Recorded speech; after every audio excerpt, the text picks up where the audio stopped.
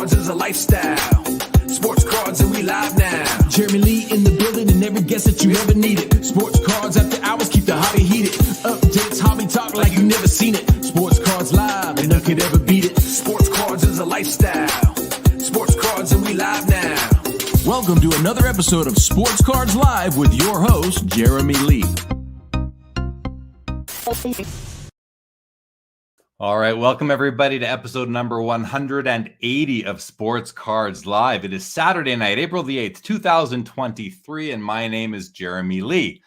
I would like to thank Danny Black for joining the show 2 weeks ago. Last week, there were no shows as I was off at the Mint Collective in Las Vegas. Tomorrow on the channel, Sunday, 9:30 Eastern, the PWCC weekly hockey auction coverage with my co-host for that show, Josh Madigan. And I also want to let everybody know next Saturday will be the 3-year anniversary of Sports Cards Live.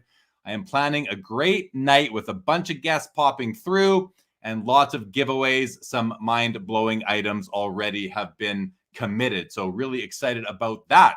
All right, sponsors, guys, please join over 300,000 people who have already downloaded the Center Stage app across both iOS and Android for quick comps and card management features. Their app is the fastest and most accurate at card shows or at home to help you price your cards. Build, organize, and share your collection with your friends and find other collectors to follow using the new social sharing features. They have some exciting new partnerships coming soon. Please stay tuned and join me in supporting the great team they have and the innovation they are undertaking at Center Stage, the Center Stage app. Check it out on the ticker right now. Also, use protection, practice safe swaps. VeriSwap is an app and middleman service that lets you securely trade cards through the mail. Every transaction up to $1 million in value is fully insured under their guarantee. In order to use VeriSwap, upload your inventory, make partial trade, full cash offers, and negotiate with thousands of other traders already on their platform. Check them out also on iOS and Android. And as part of a special offer, your first trade on VeriSwap is only $1. There's a referral link in this video description for your convenience. Also want to let everybody know, back on April 1st, hobbynewsdaily.com was launched for your daily dose of hobby news and entertaining content. It's a collaboration of various content creators, original writers, and again, just launched on the 1st of April. Also, shout out Leighton Sheldon, Just Collect. He'll be joining us for the Vintage Spotlight shortly tonight. And Sport Card Expo, guys, you should know that is my favorite time of the year. Sport Card Expo is coming up around the corner, April 20th to 23rd. I cannot wait to see so many of you fellow hobbyists at that show. Don't forget about the dinner I am hosting at the Jack Astor's. It's 5 minutes from the show, Thursday night at 8 o'clock. That is Eastern time, the time zone that we will be in. As always, everyone, thank you for your loyal subscribership, viewing, listening, all that. If you're not yet subscribed or favorited on Spotify, please go ahead and do so. But let's get to tonight's show and our guest. He started in the hobby when he was 6 years old when his aunt gifted him her vintage football and baseball cards. He continued collecting and going to hobby shops in the Memphis area, getting cards from his parents for getting good grades in school. I think a few of us have that experience. During high school, he worked in a retail sports store that also had some cards, and he used all of his paychecks to buy those cards. He slowed down in 2003, got back in 2019 as he was collecting sports memorabilia, and his wife wanted her house back, so he switched to cards because, well, they are smaller. It was something he could also do with his 6-year-old son, and he had discovered that his LeBron rookie had greatly appreciated in value. He's been an avid collector ever since. His favorite teams are the Arkansas Razorbacks, the New Orleans Saints, and his favorite athletes are Peyton Manning, Drew Brees, and Darren McFadden. He's originally from Germantown, Tennessee, currently hailing from Fort Smith, Arkansas. Let's bring him out. Drake McGruder, welcome to Sports Cards Live. And how are you tonight? Jeremy, I'm fantastic. Thank you for the awesome intro. I'm very blessed and excited to be on this show, and congratulations on 3 years. This is kind of one of those shows when I came back to the hobby, I soon learned about the show, and I've watched, for most of all of those 3 years, and I'm very honored with all the guests you've had on, and I'm honored to be on the show. So thank you. Oh, I appreciate that, Drake. It's it's crazy to think that it's been 3 years. The time has gone by so fast, but I appreciate those kind words, and it is great to have you this is episode 180, which is a nice round number. And don't know what it means, but it's episode 180, and you have that title now going forward. So I'm glad you're here. We actually, you and I, we just came off hanging out together in Vegas last weekend, the Mint Collective. You were there, and I remember, seeing you a bunch. But the one of the evening events I think it was called the Ling Ling Lounge at the Hakkasan, which is a nightclub in the MGM, the resort or the facility that the show was at. We got to hang out there, have some hors d'oeuvres, have a couple of drinks. It was a good time. The whole weekend was a lot of fun. There was a lot going on, and I thought we'd start off by just kind of debriefing the Mint Collective and talking about our experience there. Anyone who's with us right now, if you were there, great. You'd probably understand a lot of what we're talking about. If you weren't there, maybe we can shed a little bit of light into our experience. But we're not going to spend the whole episode talking about the Mint. But it was definitely it was definitely a great experience. I know I had a great time. It was just awesome. How about you? Overall, did you just have a great time at the Mint? Oh yeah, I mean, it was a blast. It was a show. I guess we can call it a show, right? Really, it's kind of the first of its kind that I've been around, right? A great mix of learning and educational opportunities mixed in with the card show piece, mixed in with the social opportunities like you talked about. I mean, it was everything all in one. And then when you put it in a setting like Las Vegas, it's hard to go wrong. So it was a blast. I loved it. So I received the survey from them yesterday, or I filled it out yesterday, I believe, asking, all the questions you would want an event organizer to ask you. And, one of the questions was with respect to the card show itself, were there not enough vendors, too many vendors? Let's for people who weren't there, let's shed a little bit of light on what the card show component of the Mint Collective was under the context. And it's important to understand for everybody who wasn't there or maybe doesn't understand what the Mint Collective is. I feel like there's a bit of a narrative out there where some people feel like it's not for everybody because it's for people who work in the industry or people who are looking to and all that. But I mean, if you are, and you, Drake, you don't work in the industry. I don't want to say you're just but you're just a collector. You're right. And that, not to minimize your collecting, but you went as a collector. You didn't go as somebody who's with a company in the industry. You didn't go as somebody who's a content creator. You didn't go as somebody who's looking to get your way into the industry as far as employment goes. How was it? Can you let fellow collectors out there know, like, is this an event that you recommend that they go to? And how did you kind of feel about it from your perspective?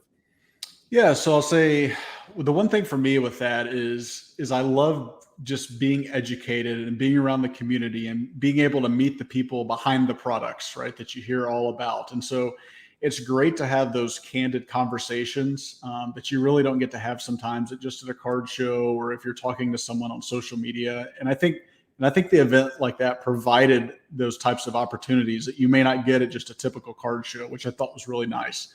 And then you get to go into kind of those smaller group workshops and you're getting the one-on-ones and you have the chance to ask those burning questions that you've always had of, folks that lead product development, like for Panini and Topps. And I think it was neat to be able to give feedback to those folks of like, hey, here's what I like, here's what I don't like.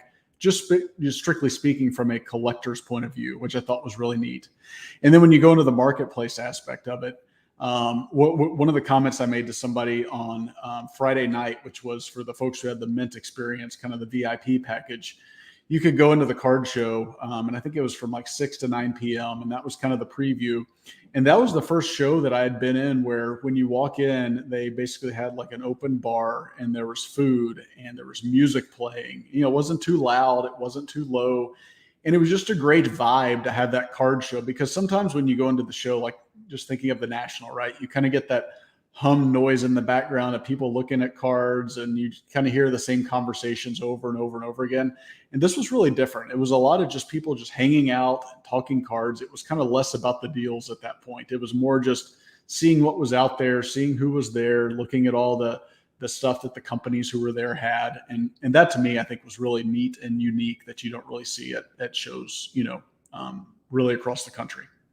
Yeah, I think there were a lot of people wonder, what are you paying? And I forget if the Mint Experience ticket was $499 or $599. $599. $5.99. And people are wondering, why would I pay $5.99 to go to a card show? Well, that's not what the case was for it, because you could get into the marketplace on Saturday or Sunday, I think, for $25. The $5.99 bought you, in addition to full marketplace / card show access, it also got you the full Friday of those panels and workshops where you could ask questions and get some insights. Now, not to say that information isn't going to leak very quickly, which it did. There were people sitting there recording those and I think live streaming them. I don't know how Mint organizers felt about that, but I know that was happening. But the other thing that you do get like access to these events, which you got fed, and you got fed pretty nicely. I'm not saying that 3 meals is worth $600, but it's worth a couple hundred probably, considering it was sort of all you can eat, and there was open bars 2 of the nights. So, there was value there for people who did purchase the Mint, the complete experience ticket. But overall, jump in.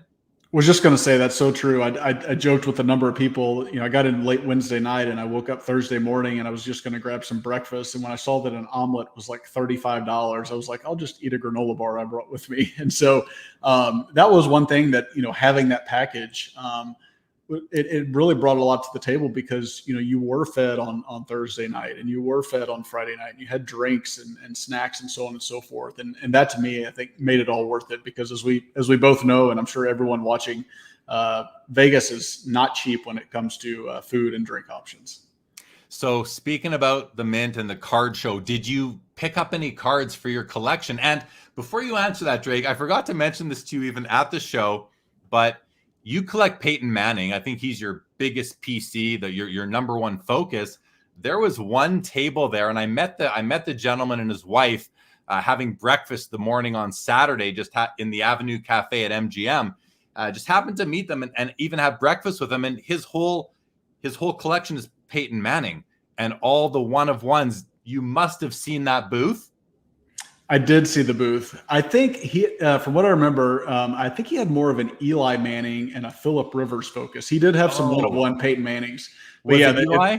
Yes, yes, it was. Okay, sorry. Yes, it was. But I mean, with that being said, he did still have some nice Peytons. He did have a one-of-one. It was a rookie card. I forget the brand it was, but it was a one-of-one with an auto on it. And I believe that's his only one-of-one auto that's a rookie card, which was kind of cool to see. So, it was neat. He pointed that out to me when I went by his table a little later. Were you able to pick up any cards there for your collection? So I did, and I actually have it with me. And I'll show you what it is real quick. So I'm a huge sucker for dual autographs. And like most, I'm, 90s, 2000s, I love exquisite. And so this is from, I believe, 2009 Exquisite Collection. It's a dual auto of Peyton and Roger Staubach, BGS 9.5 with an auto 10. And I, living in Arkansas, I just love, getting the dual autos of the Hall of Famers. And I didn't have a Staubach auto in my collection. And that's kind of one area where my collection has evolved lately, even as I'm starting to look at, I've got a ton of autos of Manning, Peyton Manning, and Drew Brees, and somewhere they're together. But I'm like, there's other people that I enjoyed, watching or learning about, or, that are important to the history of the game that I think are just really neat to have on the same card. And so that was my one pickup for the Mint. And I actually did pick up a card for a buddy of mine, the 1990 score, Bo Jackson, where he's, kind of the iconic photo where he's flexing and all that kind of stuff. So it was pretty neat to be able to bring that to a friend back home who had been looking for one. So yeah, that's a cool. What about you? You? So that Bo Jackson, that's a black and white card, and the back of the card says Bo. Yes. Takes up the whole back of the card. B-O, Bo. Yes. Yeah, I managed to pick up this many cards. The first one was the Blake Grice auto from Allen and Ginter, the Blake down, who's a friend of mine's son, who's making a name for himself. I think he's young. He's like 9 or 10 years old. Maybe he's 11 by now. Maybe he's even a bit older. I'm not sure. I bought 2 cards from Luke the Cardist, because he had his work on display, and I bought the only 2 hockey cards he had there. I bought this Wayne Gretzky on top here, this is a 1982 O-Pee-Chee card. It's like a team leaders card. Like look at the back. It's got that total vintage back look to it, even though he signs it. But really neat with the oil drop kind of making its way through the card. And then this is the an Austin Matthews Upper Deck base card, also from the Toronto Maple Leafs. So I thought that would be pretty cool. I'll take that to the expo with me in two or 3 weeks and just show it off a little bit. Pretty cool card. I really like Luke's work, so I wanted to support him, and I picked up a couple of his cards. And then 4 more cards. That's it. I'll start off with my new 1967 Mick Jagger. Love it. This goes good with a few other Mick Jaggers I have. I didn't have this one. It's in a PSA 7 holder, and I got it for a scorching $45. So I was pretty happy to. And it's just and it's got so much gloss on it. It's such a cool looking card. And then 3 more cards. This one I picked up from Kyle, who goes by King of Cards on Instagram. He does a lot of great content, and he had purchased this at the Beckett Industry Summit card show. And he bought it. So I saw it at the guy's table. And then I walked around. I went back to the guy's table and the card was gone. And I said, "Oh, you sold that Barry Sanders, huh?" And he goes, "Yeah, I sold to that guy over there." "Oh, Kyle." So I go up to Kyle. I go, "You bought that Barry Sanders?" I go, "You got it just before I was going to." He goes, "Oh, you can have it. I'll give it to you for what I paid." I'm like, "Okay, well, sounds good." And then for whatever, I didn't have the cash on me at the time, so we couldn't get it done. And then he was going to give it to me at the Burbank show a few weeks ago. Didn't happen. Finally, we got it done at the Mint Collective. So I got this. It's a pretty cool. It's an acetate card. Yeah, I've seen those. They're really nice. They're the really bright nice. Lights, right? Yeah. Bright lights. Yeah, and I just looked up like this in this Gem Mint PSA holder. Population's only like 21, I think, and card isn't priced like a Pop 21 PSA 10 for a guy like Barry Sanders. So I was happy to finally get that, and then I made a big trade with Josh Dawson, Northeast Sports Cards. I put it on my Instagram, but I traded for 2 really, Grail-like sort of Shaquille O'Neal cards. So the first one and the big one, the bigger of the 2, is this Essential Credentials, the future version. And like if this was Michael Jordan, this would be a down payment on like a very nice house. Sure. But it's Shaquille O'Neal, so you get it at about 5-10% of the value. So I traded for that one, and then also this Ultra Stars Gold, which is a very pretty card.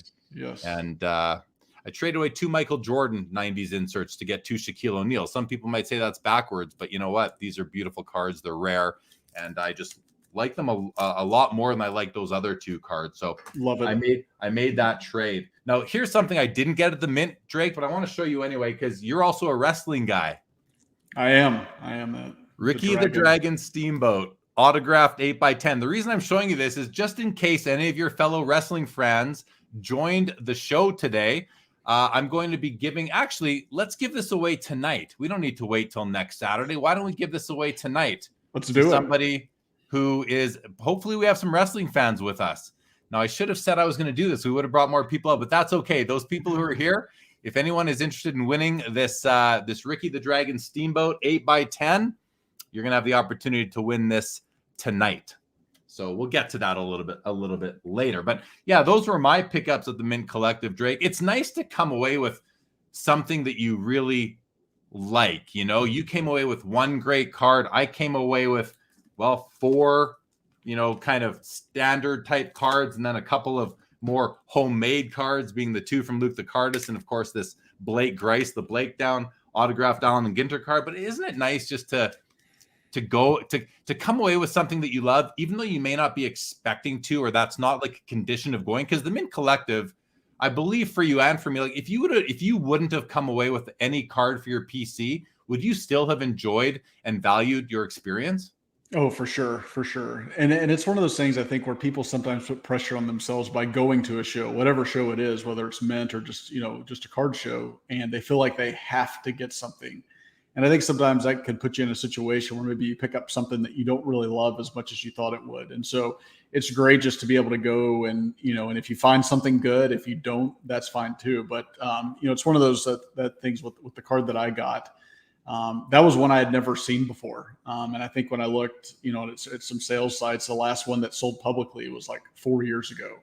And that to me, and we'll get into this more, that to me as a collector gets me really excited when you find stuff like that, because I love the hunt. I love the chase for things like that. But no, it's not an absolute that you have to pick up a card. But when I went to the preview show that Friday night and I was talking to the dealer about it. His name is Grand Slam Sports Cards, and that night I was laying in bed, and I woke up the next morning and I was still thinking about it. I was like, I got to figure out a way to get this thing done, and so that to me is fun. Yeah, for sure. And these two that I got from Josh Dawson, he posted them. Or he shared them in a chat that I'm in with him. He said, anyone's interested, let me know. I said, bring them to Mint for me, especially the essential credentials and or the essential credentials. And so we made the deal there, but it was still that's going to be the kind of the card that represents this event for me as far as coming away with something for my collection. Matt Pearson loves the Shaq credentials. Thanks, Matt Pearson and welcome to the show. Let's see who we have. Michael Stone wants to know, do I follow college hockey? I do not, Michael Stone, follow college hockey. I do like to see who wins the Hobie Baker. I believe it was Fantilli won it, I just heard. So the projected number 2 draft pick this summer.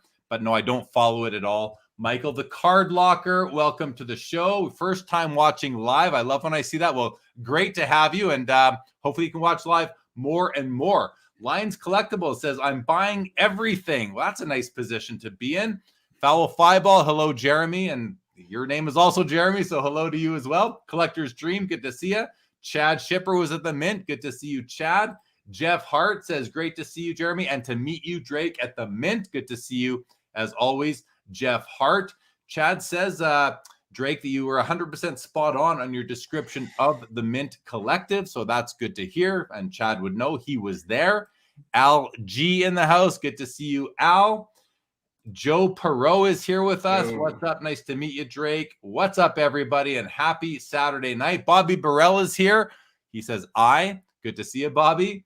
Ronnie in the house, and Rob Sonier says, I don't do wrestling, but we'll take that credentials. Shaq, no, you won't, Rob. It is not up for grabs. That is staying with me for quite some time now. Good evening, Bobby. Good to see you. So, Drake, let's just jump in. And, I mentioned your history during the intro, but why don't you just kind of take us through and add a bit more color to kind of how you first got into the hobby and your journey through till now? Yeah, absolutely. So as you mentioned, and thank you once again for that. But around when I was 6 years old, I remember my aunt, she gifted me some cards. And actually I brought a few with me. I still have them. So I want to share some of them before I get into it. So this is a little Brooks Robinson photo with a signature on it. And it was a mix of baseball and football. So here's Floyd Little and Larry Zonka. Nothing crazy here. Yastrzemski. 72. Yep. And there's a Lou Brock. Same thing. Catfish Hunter. A couple more. Marty Schottenheimer. Nice. And then a Willie Mays right here. So it's kind of cool. I kept them in the exact same way that she gave them to me, and they've traveled along with me to college and that sort of thing. So, but she was the first one who gave me those cards, and I was like, well, this is kind of cool. And back then you could go to about anywhere, and this was the late 80s, early 90s, and anywhere had cards. And so I was just able to see cards there. And then, as you mentioned, whenever I'd get a good grade or for birthday or something like that, at birthday parties, my friends were buying me packs of cards or boxes of cards and so on and so forth. And so Christmas presents and that. And so I was just able to get cards, and, just like most kids, you trade them with your friends, and you make deals, and you try to pick up guys of your favorite team or ones whose name you like or something's cool is written on the back of the card about them. And so went through that kind of the early 90s, mid 90s. And when I was a freshman in high school, I got kind of my first real job, and I was working at a sports store, and it was actually called Fanatics, not Fanatics like we know today, but Fanatics was what it was back then. And it was like a retail sports store. And he had, clothing and apparel and that kind of stuff, but he also had a card section, and he had singles and wax and so on and so forth. And so every Saturday I worked there. And he would actually, I don't know if I should share this, but he paid me in cash every Saturday, which was kind of nice for a kid, right? Have to deal with taxes and all that kind of stuff at the time. I just got to say, I think the statute of limitations has run out on that. Okay, so good. Okay, good. good. Yeah. Yeah, exactly. Because I turned 40 a week from today. So yeah, I think we're good. But yeah, so he would pay me in cash. Well, I would save a little bit of the cash, but back then, you could get a pack of cards for like $1 or $2. And so I would put a lot of that money back into buying cards. So, before I left or during the day, if it was kind of slow, he had a little change box, and I would, use some of that money, and I would open up a box or a pack or whatever it was, and would take those cards and I'd have them, right? And probably two of my most memorable pulls I got, he had some 92 Stadium Club, and I pulled a Brett Favre rookie card that I still have today. And then I also, a couple years later, I pulled a Ricky Williams Topps rookie card, and it was signed by him. And I remember pulling it out, and my hand was shaking because at the time Ricky Williams was like the biggest thing in football, right? And same thing with how people get excited about prospects today. And I remember flipping over the back of the card, and it said it was in like and I'll never forget this, 1 in 18,372 packs. And I was like, this is unbelievable, right? And so I kept that card. Unfortunately, I don't still have it today. I did end up selling it a few years later. Just kind of one of those things. I think that was like my first eBay transaction was the sale of that card. And that was sometime in the mid 2000s. So fast forward, graduate from high school. I went off to college. And of course, when you're in college, we did have a card shop at the University of Arkansas, and I would buy cards here and there, but like we all were, you go to college and there's other things on your mind, whether it's parties or girls or your studies or whatever the case may be. It wasn't really cards as much. And so I kind of stopped the whole collecting cards and buying cards and that sort of thing. But then I do remember when I graduated, my first job, I had always wanted a rookie auto of LeBron. And I remember going on eBay and trying to figure out, do I want the SPX patch auto, or do I want his Ultimate Collection auto, or do I want his SP Authentic auto? And I remember the SPX. I was like, I kind of like it. I'm not crazy about it. I love the SP Authentic, but the Ultimate Collection is the one I'd really wanted. And that's the one out of 250, but it was too expensive for me at the time. I was just fresh out of college and didn't have a lot of money. And so I ended up buying the SP Authentic, and I think I paid somewhere around like $500. It was a BGS 9.5 with a 10 auto. And that was a lot of money at the time, I'll tell you that. And so I had that card, and that was the only card I really bought. And then fast forward about 6 years later, I'd always wanted a Michael Jordan 86 Fleer. And I remember local in Fort Smith going onto Craigslist and looking for somebody posting one. And I found a guy who had a BGS 8.5, and he brought it to me at work one day, and we did the transaction in the parking lot. I think it was like $700 or something like that. It was pretty cheap at the time. So had the Jordan, had that. And then, years go by, and I would just snag a few packs of cards here and there, but nothing too crazy. I wasn't on eBay all the time. And I don't know, around 2017, I started getting more into like sports memorabilia, and I was getting into jerseys and mini helmets and that whole sort of thing. I was really liking that kind of stuff. That's kind of what connected me to the game. And my cards were just kind of put away and all that. And I remember about the same time, my son kind of found my cards and was like, "Daddy, what are these?" And I said, "Oh, well, that's LeBron James." And he's like, "Well, I know LeBron, right?" And so I said, "Well, let's go figure out what this thing's worth." And I looked on eBay at sold listings, and I was blown away. And same thing with the Michael Jordan. I was blown away too. And like you mentioned in the intro, around that same time, my wife said, "Drake, these mini helmets and footballs and all this, I've still got a bunch behind me. You guys can see in the background, but they're taking up just a ton of room. You got to do something else." I thought, hey, I love sports. I love the hobby, all this. Let's get back into cards. And so I kind of got back into cards. And one of the first things I did is I kind of learned about breaks. And I was like, so what's this whole breaking thing? And I learned about Pristine Auction. And I saw that they were getting into breaks, and they were doing one. It was called like Leaf Pearl Multisport. And I looked at the checklist, and I saw that you could get autographs of Hulk Hogan and other things like that. So I was like, okay, I'm going to do this. And it was like $150 a spot. And they broke it. I didn't even really know what breaking was, but they pulled my card. And anyways, it was this. It's a George Foreman Pearl card. It's got a real pearl in it and all that kind of stuff. And I don't know, it's like a $30, $40 card. And I thought, well, that seems kind of dumb. Why would I want to spend $150 and only get $30 or $40 back? And so that was my kind of first foray into breaking. And then from there, I was listening kind of like a lot of people, and this was like late 2019. I was listening to a lot of people, and it was like, go buy this and go buy that and go buy, buy Luka and buy Acuna and buy Tatis and buy, we got this guy Zion coming and Ja Morant and all this. And I was kind of following that herd a little bit, because the reason for that is I was buying a card, and by the time it got to me, it was worth more. And that seemed kind of fun. I still had my Peyton Manning stuff back from the late 90s that I had and all that, but it was more exciting to be buying the stuff that people were talking about. And then one day I was just kind of like, I looked at all the cards I had, and I'm like, I've got all these cards, and a lot of them are really nice. And I don't really know, like, why do I have Jason Tatum? Why do I have Zion Williamson cards? Why do I have Josh Allen cards? Why do I have Ronald Acuna? They're all great players, and I know that they have some great collectors and fan bases, but they're not for me. And I thought, who do I really have an attachment to? And that was to Peyton Manning, and that was to Drew Brees. And so I got in, and I've been going heavy on those two guys really ever since. And then probably mid 2020, I heard David Peck mention about wrestling cards. Growing up in Memphis, I had no exposure to wrestling cards. The hobby shops that were there didn't have wrestling cards. And so I started learning, and I was talking to David and some other folks in the hobby and just wanting to learn more about wrestling cards. And I got into that.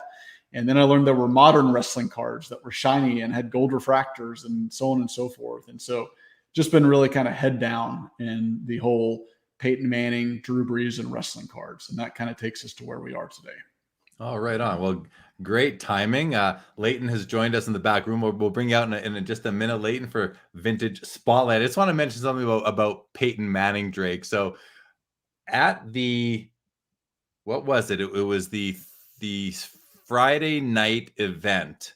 Was it the Collectors Carnival? Is that what they called it? Or was the night before? That was the Founders Thursday night. Yep. The Thursday night Founders Party. There was this thing they were calling the Mint Cast, based off of Peyton Manning's Manning Cast, and he was in via Zoom or what have you, and Michael Rubin from Fanatics was in via Zoom, and the host was Kay Adams, who does the Up and Adams show on the NFL Network, I believe, and she was running behind. Her flight was delayed out of Los Angeles. She was sitting on the tarmac, and the organizers of the Mint came to me and said, "Hey, would you mind being the backup to host the Peyton Manning, Michael Rubin event, because Kay Adams might not make it in time?"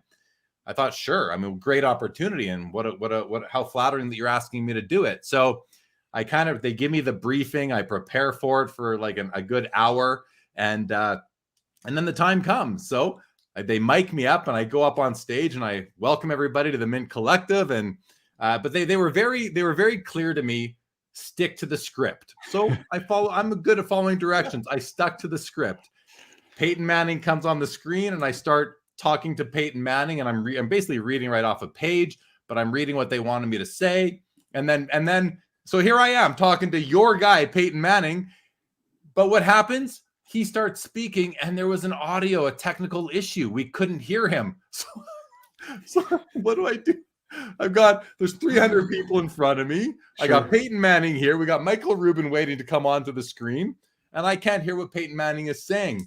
Thankfully, the producers figured it out, and they're sending me messages on the teleprompter, which I'd never worked with before. And so what ends up happening is they basically delay it for about 10 minutes.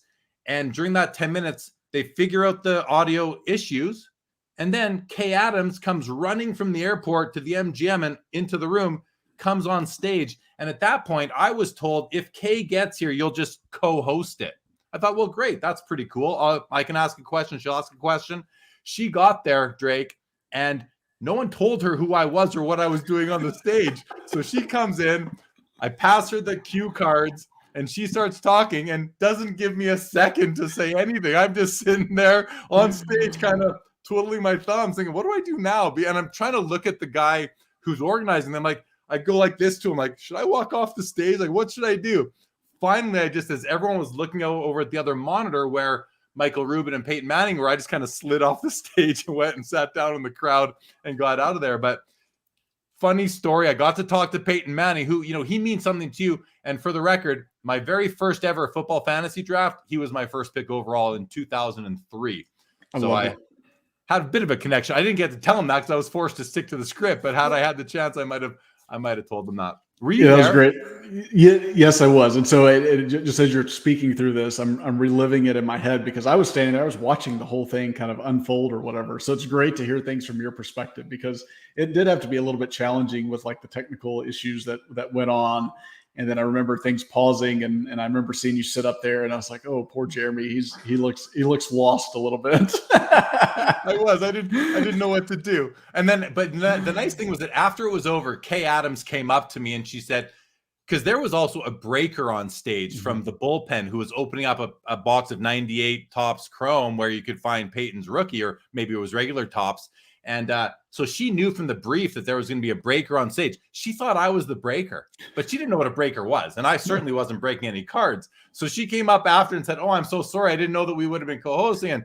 But thank you for jumping in for me. And I said, no problem, Kay. Nice to meet you. And anyway, that was a pretty interesting and experience, even though it kind of didn't work out. But at least, the nice thing was they did tap me on the shoulder to be the backup. And I thought that was pretty cool. So that's great. Well, I mean, you did a great job. You look like you knew what you were doing. And if nothing else, that makes for a great story, which is great. And so you mentioned Kay. One of the things that was neat is I had a chance to talk to her after the thing was done.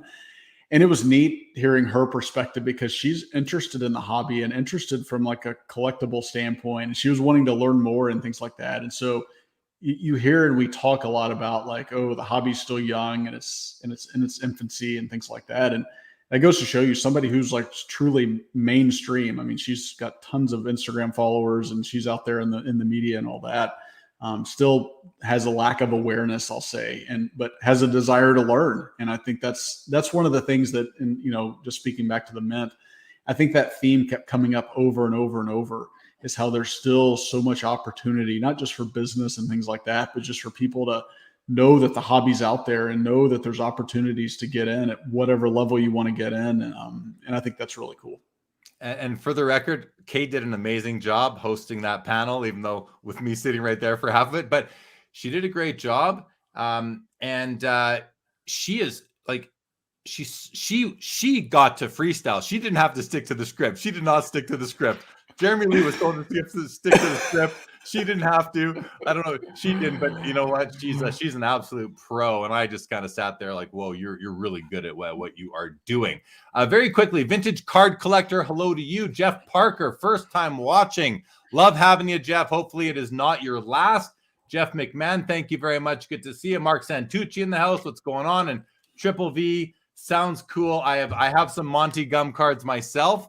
Nice to see you. Picked up the Lou Reed and Iggy Pop. Very good. Rage in the house. What's going on, Rage?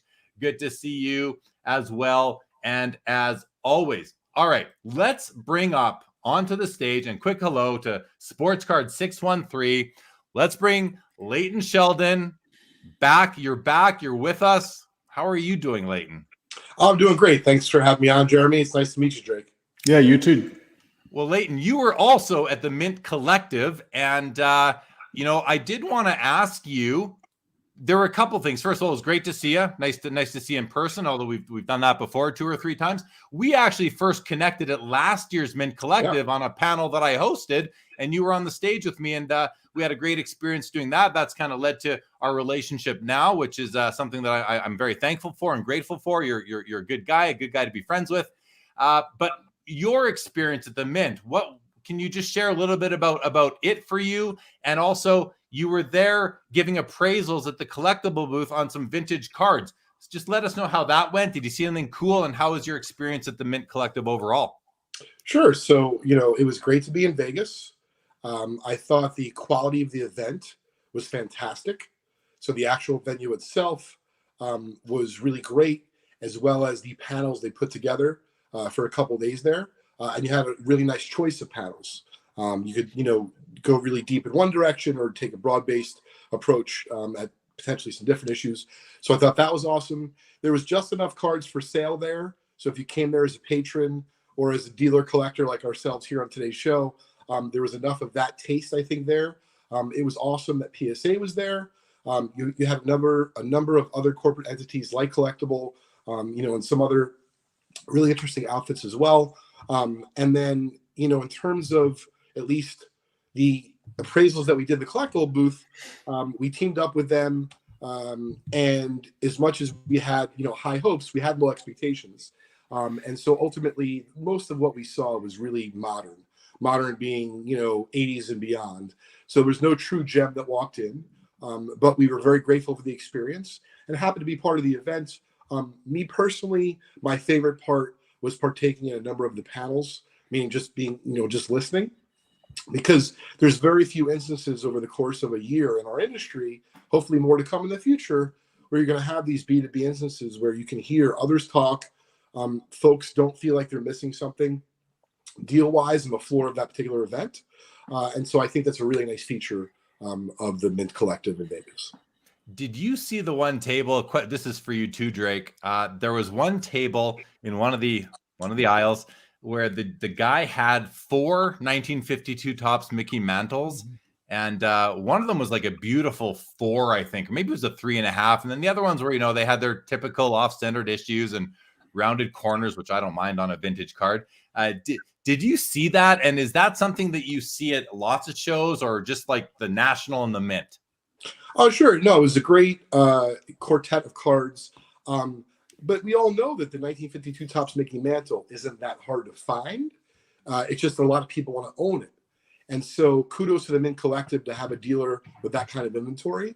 I wouldn't say, though, it's only limited to the National. It's only limited to the Mint. I believe that if you come out to the next Valley Forge / King of Prussia, Pennsylvania Mall show, show that used to be at the casino that's near the mall, the King of Prussia Mall, the Philly show is great, and you're definitely going to see a fair amount of 52 Topps Mickey Mantles there. And I'm not so sure about the other, let's say, big conventions across the country, but even just going to places like, the White Plains show. I mean, I'll see mantles there. So it was just nice to see. What I thought the Mint did well, it gave you just enough of a taste. So it didn't try to pretend to be the National. That's not what it's trying to do. But yet, if you wanted to buy a really nice vintage card there, you could. Yeah. And same thing with modern. Yeah, there certainly were. There was a nice 33 Gaudy Lou Gehrig, a card that's on my hit list right now. It was, I think it was in an SGC 3.5 or 4. I thought that was a pretty card. I didn't pull the trigger on it, but a very nice piece. Drake, just speaking of vintage, and I want to bring you into this, what did you think of the mix between modern and vintage at the show? Was it what you're used to seeing at the National, let's say, just from relatively speaking, or was it heavily one way or the other? Yeah, just kind of to Leighton's point, I do think it was more heavily geared towards modern. I mean, I think there was some vintage in there. There were some nice pieces with the auction houses, and it was certainly sprinkled in. But I do know at National, and I've only been to the one in Chicago in 2021, which is actually a place where we met, Jeremy. And I just remember seeing just walls and walls of vintage, and there was like sections of vintage and things like that. And here, you had your tables kind of spattered here and there, but a lot of it was definitely geared more towards the modern side. Yeah. And Leighton, same sort of thoughts for you in terms of out on the floor? Yes, I would agree with that. I do think that what the Mint was able to do this year a little bit better than last year is they had a few auction houses. They had some really nice modern dealers. They had some vintage. They had a couple supply companies. There was a few technology companies. It really turned out to be a nice cross-section of the different businesses that you may, encounter on your journey in our industry. Yeah, I spent most of my time during the marketplace at the tag grading booth, and we had a great experience and a great response from everybody who came by to check out what tag is up to. Drake, do you have a vintage question teed up? I did, and I got to let you know, I did task you with coming up with a vintage related question for Leighton. I don't know what it is yet, either does Leighton. So what did you tee up, Drake? That's right, Jeremy. You actually gave me some homework. So Leighton, so I'm sure you're familiar from the vintage wrestling, like the 82 All-Stars, right? Oh, sure. Yep. So I've got a flare. Here's my flare I've got here. Got a Jerry Lawler. I didn't grab him. I've got the OPG, Jeremy, which you'll appreciate. The Hulk Hogan from 85. That's a 9. So my question for you, Leighton, is wrestling cards were not really graded, I guess. Like nobody really cared about them until like 2009, 2010. And so you have the sets like the 82 All-Stars and some of the older like 70 sets and things like that. That really, there's only been grading going on for the last, 10, 12 years. And so one of my concerns as a buyer who's interested in some of those vintage wrestling cards is, is there a possibility that I could buy something and not knowing exactly the supply, the grading population kind of goes up, right? So of course, the thing is you want to buy the best grade you can, but when you don't have a card that's say numbered like you do in the modern, it can be a little difficult to know just how much that supply is. So at what point maybe in other sports could I use or could folks use to compare to say, hey, right now, if I buy this PSA 7 or PSA 8 or whatever, you feel comfortable that there's not going to be a huge supply increase, if that makes sense? No, it's a great question, Drake. And if I hear it correctly, effectively what you're saying is for wrestling collectors, but really this could apply to any collector in any sport, when you're going out and you're making a big purchase, and a big purchase obviously varies from collector to collector, and you're specifically going after that best of example. Let's say it's a 9, let's say it's a 10, whatever the case is, especially when you're talking about wrestling cards. It's interesting that you chose that because wrestling cards doesn't have the same kind of history that, for example, hockey or baseball cards have. So what I hear you asking is, hey, what kind of risk, or how do I assess the risk of when I go out and I'm trying to buy, for example, a Hulk Hogan 82 All-Star or an 85 Topps Hogan, which theoretically is still in packs a lot more easily than the 82 is because the Topps waxes around. How do I, if you will, assess properly and protect or hedge myself against that risk of these higher end examples coming out from the card I'm buying? Is that what you're asking, Drake? Yes, exactly. Because like, say with a 52 mantle, that there's probably not going to be another 10 that hits the pop report or a 9 even, right? But I think even with the Hulk Hogan, the 82 All-Stars, there's never been a PSA 10. And they're still out there. There's still ones that are still being graded today, right? There's very few PSA 9s. I think there's, 16 to 20 or something like that. And that number seems to grow over time. Yeah. So that's really the crux of my question. Yeah. Sure. So I think that the most effective way I can answer it in one sentence is that history should be your guide and your teacher. So if you've been collecting, and I know this, and you probably know a lot more about the 1985 Topps Hogan than myself and the O-Pee-Chee, which you showed. I'm a fan of the O-Pee-Chee as well. You're right. The reality of it is there might be, and I know there's only a handful of Topps Hogans and 10s, I think, unless it's exploded. Right. But the reality of it is, if you immerse yourself in that card, you start grading it raw, you start buying nice 9s, you start to figure out in that journey, it's unlikely there's going to be a surplus of 10s. Yep. You're right. There might be one here, one there. And we're going to talk about the 82 All-Star in a minute because I do think it's a little bit of a different animal because with the pop of 0, of course, it's a little bit more risk-reward. But I do believe, and I remember this is when I had a PSA 8 Hank Aaron rookie a couple of years ago. How many Hank Aaron rookies do you think PSA is grading new, fresh, that are going to grade 8 and higher? And I know there's services now that, you can keep track of that with. But the point is that, Drake, you take, I think, the knowledge that you have and you trust yourself a little bit about understanding what's out there. Now, let's just address the 82 Hogan because I think that's a more interesting case. Because theoretically what you're saying is, hey, let's just say our friends at REA, Heritage, or Golden, right, 3 of the bigger auction houses, one of them somehow lands the white whale. The Hogan ends up in the pop report next week. It's a 10, and there's a lot of people that want to buy that card. That is a card that you can still do your homework on, and you can try to extrapolate what you think it would be worth based on other key Hogan cards, other key sport cards, right, with a similar low population. However, after that first card is sold, it is then going to establish a baseline. Whether it be too much or too little, only time will tell. But my point is there's very few instances like the 82 Hogan these days where you take a Grail card that has a pop of 0 and 10. That's when fireworks happen at auction. And so I guess what I would advise you or anyone else who's watching, unless you have so much money you don't know what to deal with or to do with, I would sit on the sidelines of the first time a Hogan 82 came out. And even if I had to be the buyer the next time it sold, there was never another one, I'd feel a lot better about understanding the base line of that price on a card, which has never been sold at auction. So I hope I answered it for you the best I can. Complicated question, Drake. Great one at that. Yeah, sure.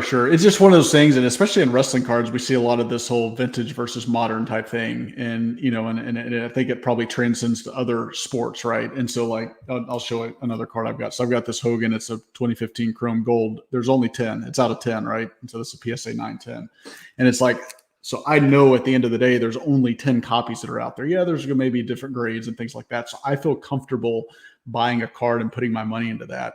Now, if I go and buy a PSA 8 82 Hogan or a PSA 9 or something like that, or somebody else, how can they be comfortable, especially on I'll call it like a fringe sport like wrestling? And there's other fringe sports out there too. Like, how can they feel comfortable knowing that there's still a lot of supply out there that hasn't been graded? So yeah, that's good. Appreciate it. I got a couple things to say on this. So I love the discussion. So I'm going to start with talking about the population, Drake, and how, I think the question that you were asking and the way I was interpreting it, not different than Leighton, but just where my mind went was, what does the population curve look like? And not just populate. And I don't mean, 5, 6, 7, 8, 9, 10s. I mean, submission volume over time. And I remember in the early 2000s watching graded cards but hitting the market more and more, eBay becoming more of a thing. So we're seeing more and more of them. And I remember thinking to myself, wow, here's the first, and I'll use my guy, Dale Howardchuk from the 82 O-Pee-Chee hockey set. I remember seeing the first BGS 9.5 and thinking to myself, wow, this person, they want $600 for this card. It's a $20 card, but it's the first and maybe the only ever BGS 9.5. Right. So the population submitting volume curve starts off very low. It's like a bell curve, right? It starts off very low. And then as grading picks up across the major sports, or for wrestling, say later on down the time continuum, it goes up. And then it starts coming down as the supply starts to dwindle. It comes down. And then what happens? Well, we get spikes in the hobby. So it goes back up a bit as, more people come in. Pandemic, of course, we saw a huge spike because more people were submitting their cards. So my experience, when I think about you and the 82 Hulk Hogan or the 85, the wrestling cards from those years, I think, where are we along those continuums or those bell curves? I think we're climbing, unless I don't know, but I'm thinking, are we climbing still to the point where it's going to get higher? It's going to keep on going in terms of like monthly submissions, and then it's going to come down as the supply starts to dwindle. Maybe there'll be a spike later on. I'm not sure. So for you, like Leighton spoke to, when are you going to jump in and make a purchase? I think you also have to, based on pricing, you also have to consider how many more, as Leighton talked about, we're not going to see any more fresh Hank Aaron rookies, but are we going to see any more fresh Hulk Hogans? I think the answer is yes, more so than 54 tops Hank Aaron cards. So you, with your experience, and Leighton said this, let history be your teacher, you need to decide, where are we on this bell curve? Are we still at the beginning? In which case there's going to be lots more to come. And really, I don't know if we know that, but I think you can go a little bit. I think you can kind of think to yourself, how far behind the other sports is wrestling as far as the hobby goes, and put yourself that far back on the bell curve. The other thing I want to mention, Drake, you showed your more modern autographed Hulk Hogan card. Beautiful card, by the way. There's only 10 out there.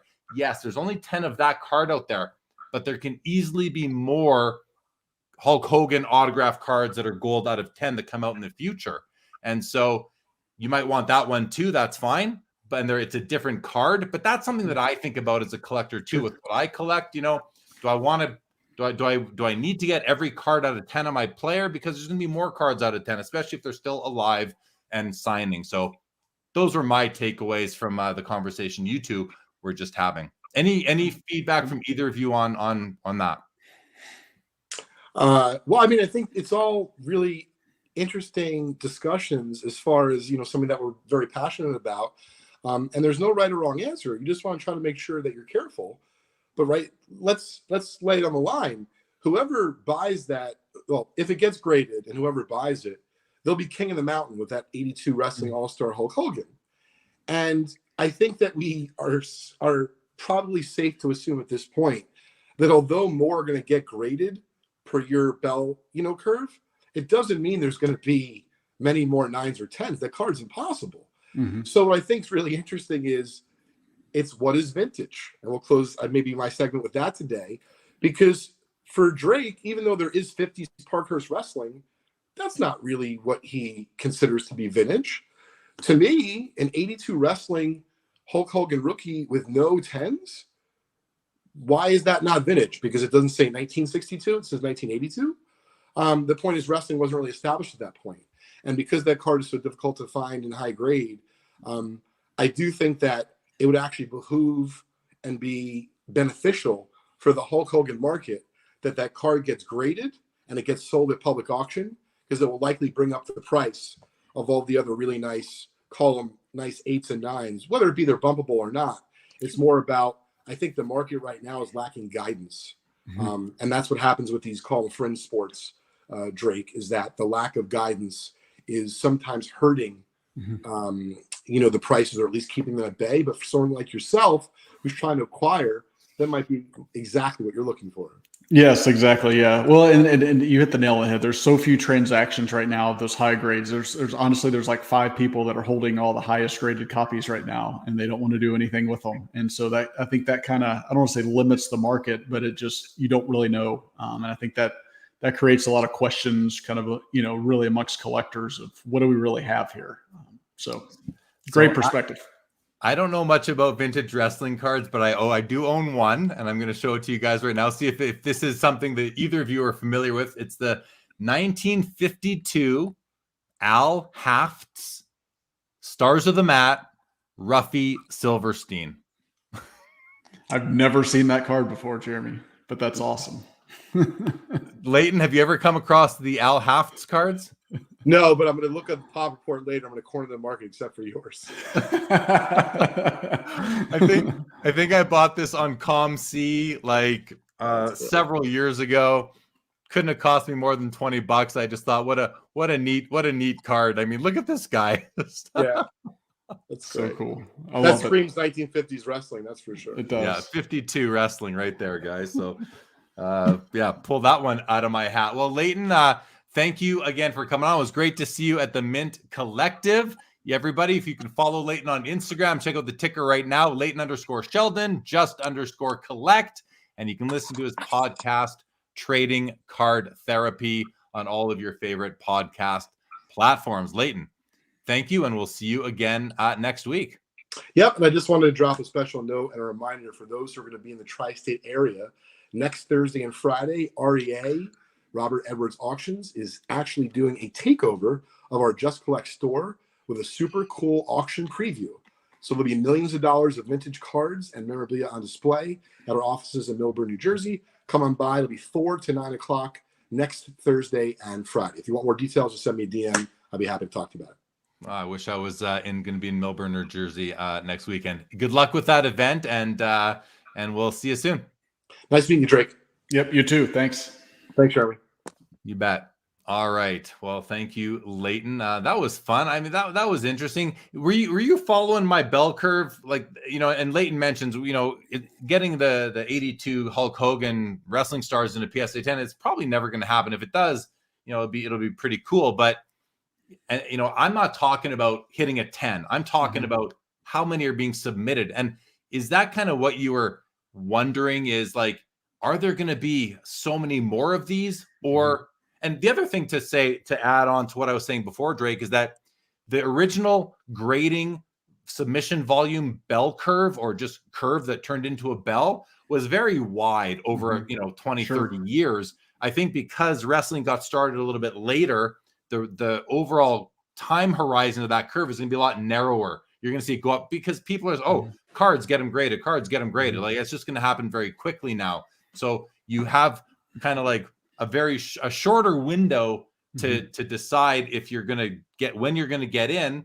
And, have we seen much of the population already, the overall population? Where do you think we are for those cards? Yeah. So what I would say is we're probably still rising on the bell curve. And the reason I say that is because just looking through social media, I see people post pictures and they may have like 4 or 5 in a stack, right? And I'm not saying they're all high grade, but they're still out there. There's still sealed sets that are out there, things like that. And so it raises questions as far as like, well, how many of those are still out there?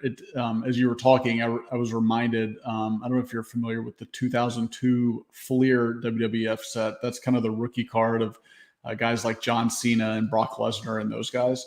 And I remember I had a John Cena and a PSA 9 of that. And I think at the time the pop was like 9 or something. And I had a guy that sent me a picture on direct message on Instagram. And he said, "Hey, I've got this huge stack of cards. Would you be interested?" I'm like, "Well, maybe send them to me." And there was a stack of literally like 50 2002 John Cenas.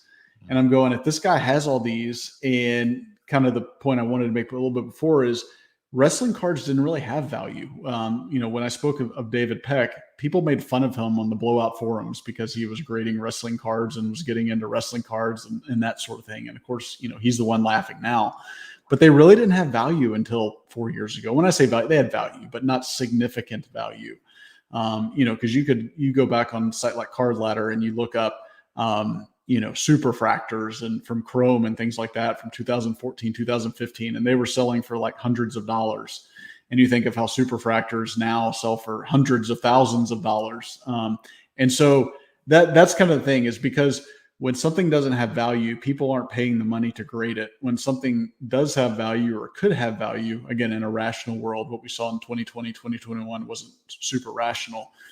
That's a rush to grade, to try to grade as many things as I can and all that kind of stuff. And I still think we may still be in that a little bit, because I know when PSA shut down in 2021, people weren't sending wrestling cards because it was too expensive to send them. And so just from what I'm seeing, there's still a lot of raw copies out there that may still be submitted.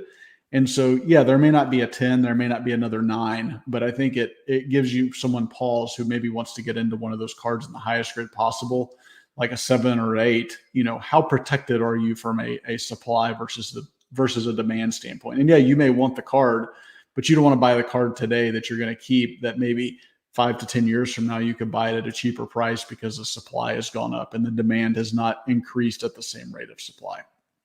But if you wait to buy it and you are taking a risk, the price could go down, it could go up as well. We just don't know what the future holds.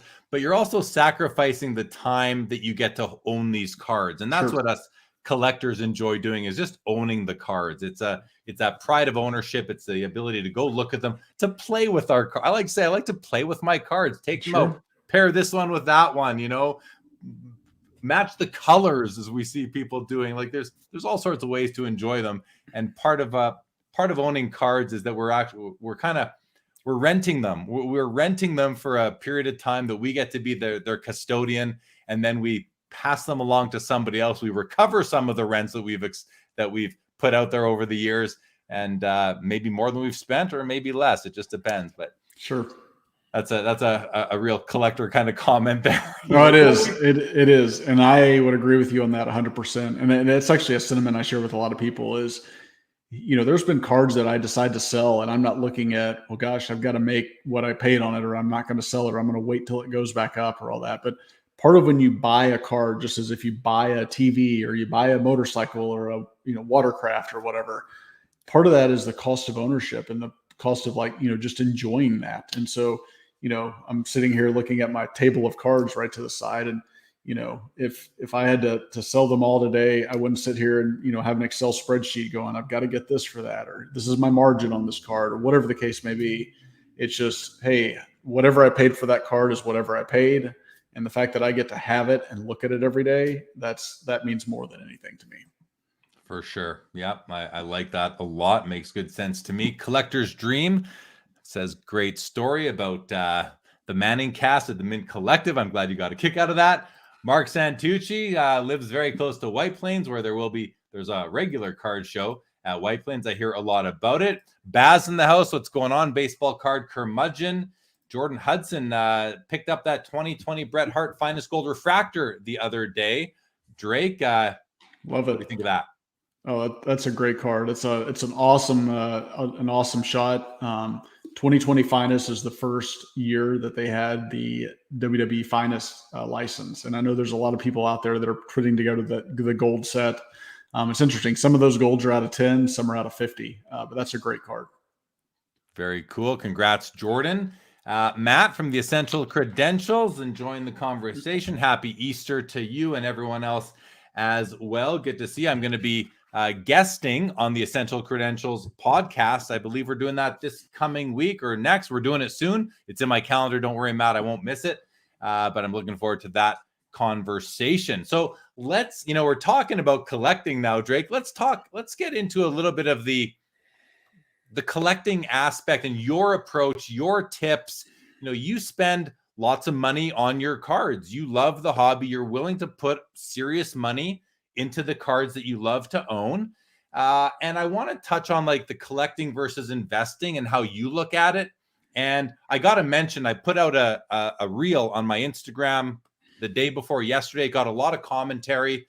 Basically, it was very short. In that reel, and it's from a past episode of the show, I say that people always, I see people saying that some sports cards are not investments, and that's fine. If that's the position you want to take that position. I'm not going to disrespect you for it or think that you're wrong, but that's not the position I take. I don't think that that's true. I think sports cards can be investments. And I go on to say in this reel that I went and I looked up the definition of investment, and I can clearly tell you that sports cards can fit into that definition of investment. Whether you consider them an investment or not, and I'm talking to everybody in the hobby, not just you, Drake, is really up to you. How do you look at them? But let's get into what you do, Drake, and your approach to the hobby, collecting versus investing. I always say, Drake, if I'm putting what I consider to be significant money into a card, and that is going to be a different threshold for everybody. Just like we have our own tax bracket. What is significant to me is personal and private. But if I put significant money into a card, I consider the investment potential of the card. What about you? How do you approach, and what is your thought process when you're deploying significant money into a card?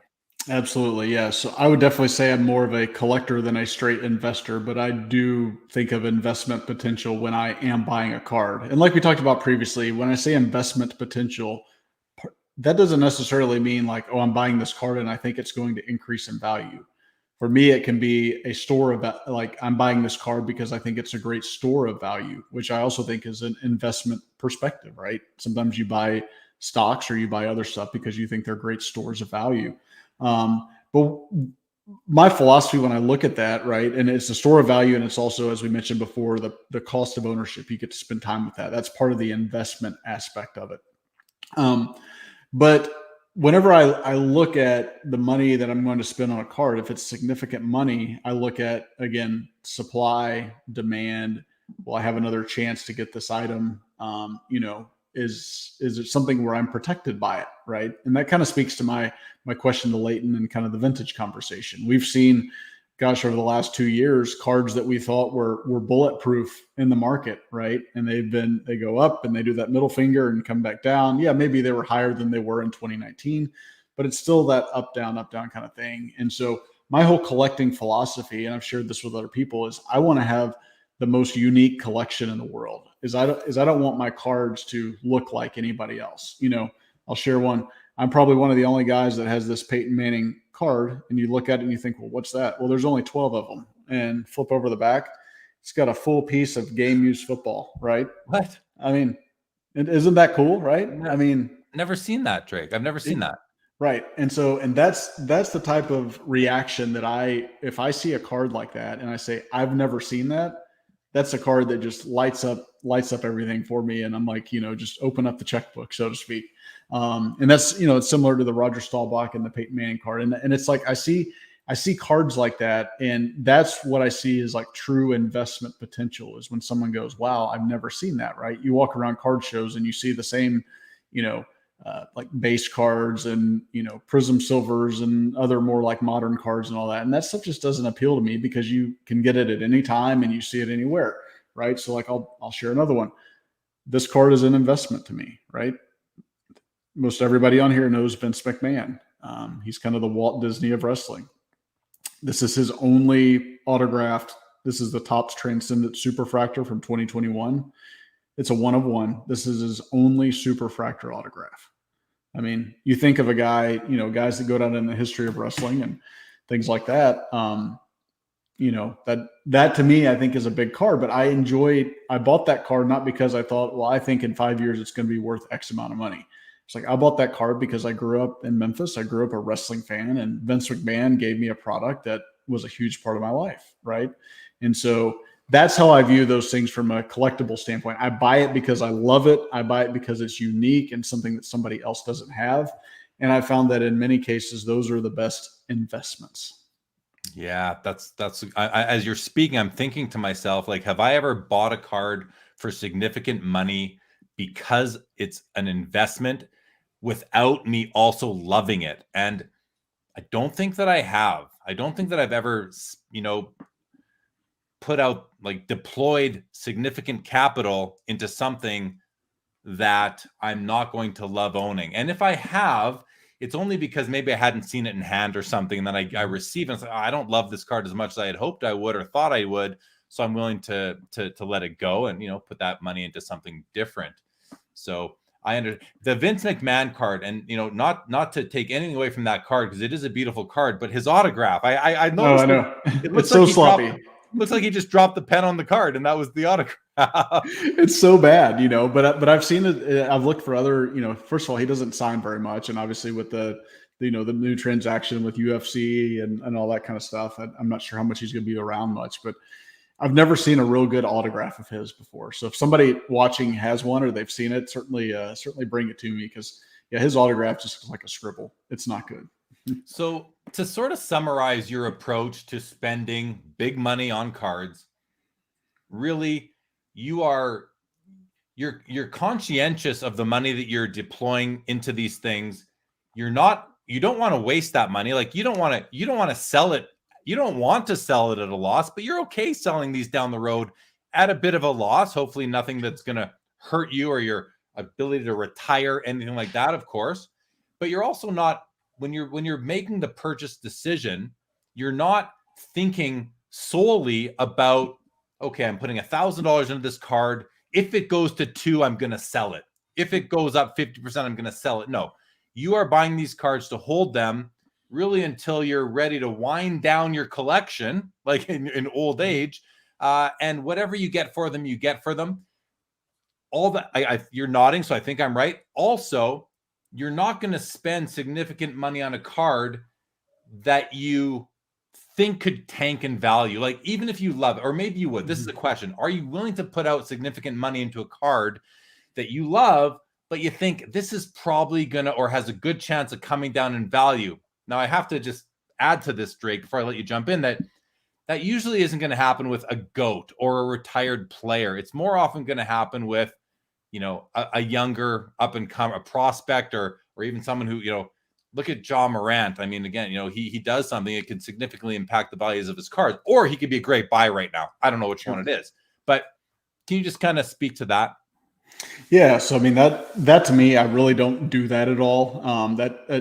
Like I mentioned before, getting back in the hobby, that made me really, really nervous to do that. And, it was just too much value fluctuations. And, as you mentioned, a lot of people say, like, oh, for every card you buy, you have to have a plan for it, right? It's like, oh, well, like you mentioned, when it hits a certain value, I'm going to sell it or all that. And I've shared with other people that I don't have really plans for the cards I buy. And maybe I should. But it's really like, and a lot of people say, well, I'm going to buy these cards. And, when it's time for my kids to go to college, they're going to pay for my college, and, or they're going to pay for their college. And that's not really what my plan is. I'm sure at some point I'll have an exit strategy and I'll figure it out. I would love to just gift them all to my son someday. And then if he sells them, so be it. Somebody make it a good deal. But it's meaningful to me. And I mean, that to me, it's hard for me to justify putting a lot of money into something that I think could tank. And so far, and not that I sell very often, but where I've done well, I think, is being able to take a bunch of cards that I didn't really care about as much. And this has been a while since I've done this, and either sell those or trade those. So I'll share another one I have that's one of my favorites. So this is a Peyton Manning 2014 Flawless. This is a platinum 1 of 1. And so it's got the bro patch. And so 2014 was the first year of Flawless in football. Obviously a game worn patch. Absolutely one of my favorite cards in my collection. But I remember taking like a 2000 Bowman Chrome Tom Brady rookie card, some LeBron James refractors, and so PSA 9s, and they're all great cards in of themselves. But the fact that there were just value fluctuations and you never really knew what was going on, like as you mentioned before, when I'm spending significant money on a card, it's got to be of a player I love or a set I love or a parallel that I love. And the ones I had, I didn't like that. And when I saw that card, when it became available, I was like white on rice jumping after that thing, because that card, it stuck out to me as something that I really wanted in my collection. That is a banger of a card. A 101 first year Flawless game use patch, the bro from Broncos on card auto. Let's see it again. I mean, that is a gorgeous card. It's on the thumbnail for this episode too. Okay. Yep. So we got that. And then I also have the 1 of 1 patch here that goes with it. Just tilt the top towards the camera a little bit on those. Okay. Yep. Yeah. Sorry. Thank you. There you go. Yep. No problem. So the one is the patch auto. The other one is the patch. I wish it had been the same color. That would have been really kind of cool to spell out Broncos, but hey, it's close enough. So close enough, right? So very cool. Very, very cool card. So you mentioned that, you don't have a plan for every card, and some people say you should have a plan for every card. I'm with you. I don't think you need to have like an exit plan for every card while you're alive, but I do think it's important to have a plan for your collection from a succession planning perspective, so that you don't burden your kids if they don't want. You said your son, well, maybe he'll sell them. Someone will get a good deal. And I know you're tongue in cheek when you say that, but I just want to put out there, and I've put it out there before, that, especially if you have a family like kids and that, it's important that we are thinking about what happens if we get hit by that proverbial bus tomorrow, and we aren't here to direct our next of kin as far as what they should do to maximize the return of those cards. Because especially if they don't have any emotional, sentimental, nostalgic value attached to them. Maybe they only want to keep one of their dad's collection, one card to remember their dad, sell the rest. They'd rather have the money. And I can tell you, when I had kids and put together my estate and life insurance and all these things, I have a document that is with my last will and testament that specifically says what to do with my collection upon my demise. And I recently went in and literally this week, I went in and I updated it. I put in a new piece of information that I thought was really important, because I don't know when the time comes. Happens. Sure. You just don't know. So I know that's not what you were getting at. And I'm sure you're a smart guy. I'm sure you've got something figured out. But for anyone else listening or watching who doesn't know, take care of that business, especially if your collection is worth something significant, and that'll be different for everybody. So sure. Yeah. And it's something, it's tough to think about, right? Like I joke with my wife sometimes, like Steve's talking about life insurance and all that, but it's great to have yourself protected in cases. And, it's great from like a collectibles insurance perspective, right? If you've got a lot of stuff at your house, you might be in a storm or, a flood, or your house could burn down or something like that. It's important to have that stuff insured. And then the other thing too, and you kind of hinted at this a little bit, Jeremy, is make sure you have like a trusted friend in the hobby that maybe is, knows what to do with your cards, because I can tell you this, if I, were to pass away suddenly, unexpectedly, right? And my wife would have no clue what to do with cards. Should she keep them? How does she gonna list them on eBay? Does she send them to an auction? Like, she has no clue on that. And so that was one of the best pieces of advice that someone gave me, is have your trusted friend in the hobby that if something were to happen, your wife or your kids or whatever, they know to turn to that person, and that person will do the right thing, with your stuff. And what I'm about to say may not be important, but I feel it is. Have that written down. Put that person's name, because if you and your wife go at the same time, right? There is a condition in my estate to handle that scenario. If that happens, then what does your brother, sister do to make sure your kids are left as well off as possible? Have that friend's name written down. Have their phone number in there. Maybe their email address. What city they live in. I think that's pretty important. And also stay on top of these things, because your friend might leave the hobby. Your friend might not be your friend anymore. Your friend might pass away unexpectedly. Have a couple in there. Okay, let's keep going. This is it's sort of depressing, but it's very important to talk about that. Matt says next Saturday I'm on his show, but we're recording it on Wednesday, right? Matt says loved Drake's comment about not having to get the same value out of the card that you paid. The cost of ownership, very well put. Yes, I agree, Matt, and thank you for that comment. Drake Rage says couldn't agree more, fellas. Great thoughts. Like I've said a ton way back in the boom. Buy the stuff you love, but if you're looking for money, grab rarity, short prints, refractors, inserts, and Hall of Famers. Before you buy base cards. I think, and great advice, Rage. I think most people know the base cards are for fun. It's for building sets, filling in your pages, or getting cards autographed in person when you're going to the baseball games and hockey games, and that sort of thing. Dexflow says, Drake, I recently started an ambitious personal collection, the 2022 WWE Prism 200 card set, all white sparkle. 2 days in and I have 34. That is some good progress, Dexflow. What do you have to say to that, Drake? Yeah, it is. Those white sparkles are just beautiful cards, and that's getting 34 in a couple days is great because those things are pretty short printed. I don't know, they estimate like maybe 20 to 25 printed. So that's pretty awesome to be able to pick up that many so far. So good luck. If I can help, let me know. Yeah, and that'll look nice. Those will look nice. However, whether you store them in a binder, Dexflow, or you put them in top loaders, or you get them graded, they look gorgeous in tag slabs. Let me tell you, very nice, Dexflow. Good luck on completing the set. Mark Santucci says some players are, if you get them at the right price, say an Ovechkin, if you can get, say, his rookie or Crosby's rookie at the right price, they can be investments. Well, yeah, I mean that goes. We're talking about good players. GOAT players, Hall of Fame players can definitely be investments. Dave Kaplan is back from the show in Langley, BC. Got his Series 2 boxes of Upper Deck Hockey. Dex Flow says, Drake, thoughts on graded wrestling figures? I think it's being slept on. And before you jump in, Drake, I can say that I covered the LCG auction last month, and they do action figures, a lot of action figure, and they do wrestling stuff. And these things caught my eye. But over to you. Yeah, no, I mean, I don't know I can speak to the graded ones, but I do remember, in like the late 90s, early 90s, late 90s, I remember getting all the Hasbro wrestling figures, and I still have them all like sitting in my attic. And my wife's like, what are you going to do with these things? And again, I don't know. I just still enjoy having them. But mine are played with for the most part. But there was a time I was actually going, and I don't remember the site, but I was getting a lot of those sealed Hasbro and Jax like wrestling figures, and I still have those, and they're sealed in the package and so on and so forth. I certainly think there's an opportunity there. I think it's just one of those things, like you've got to let things play out a little bit. You know, again, we go into like the graded video games, and you go into the graded VHS tapes and all that. And, you know, I think you just have to be careful with stuff and make sure that you're not buying into a pump and dump or something like that. Certainly if you love them, I mean, like I said, I think the wrestling figures are really cool. They're very nostalgic.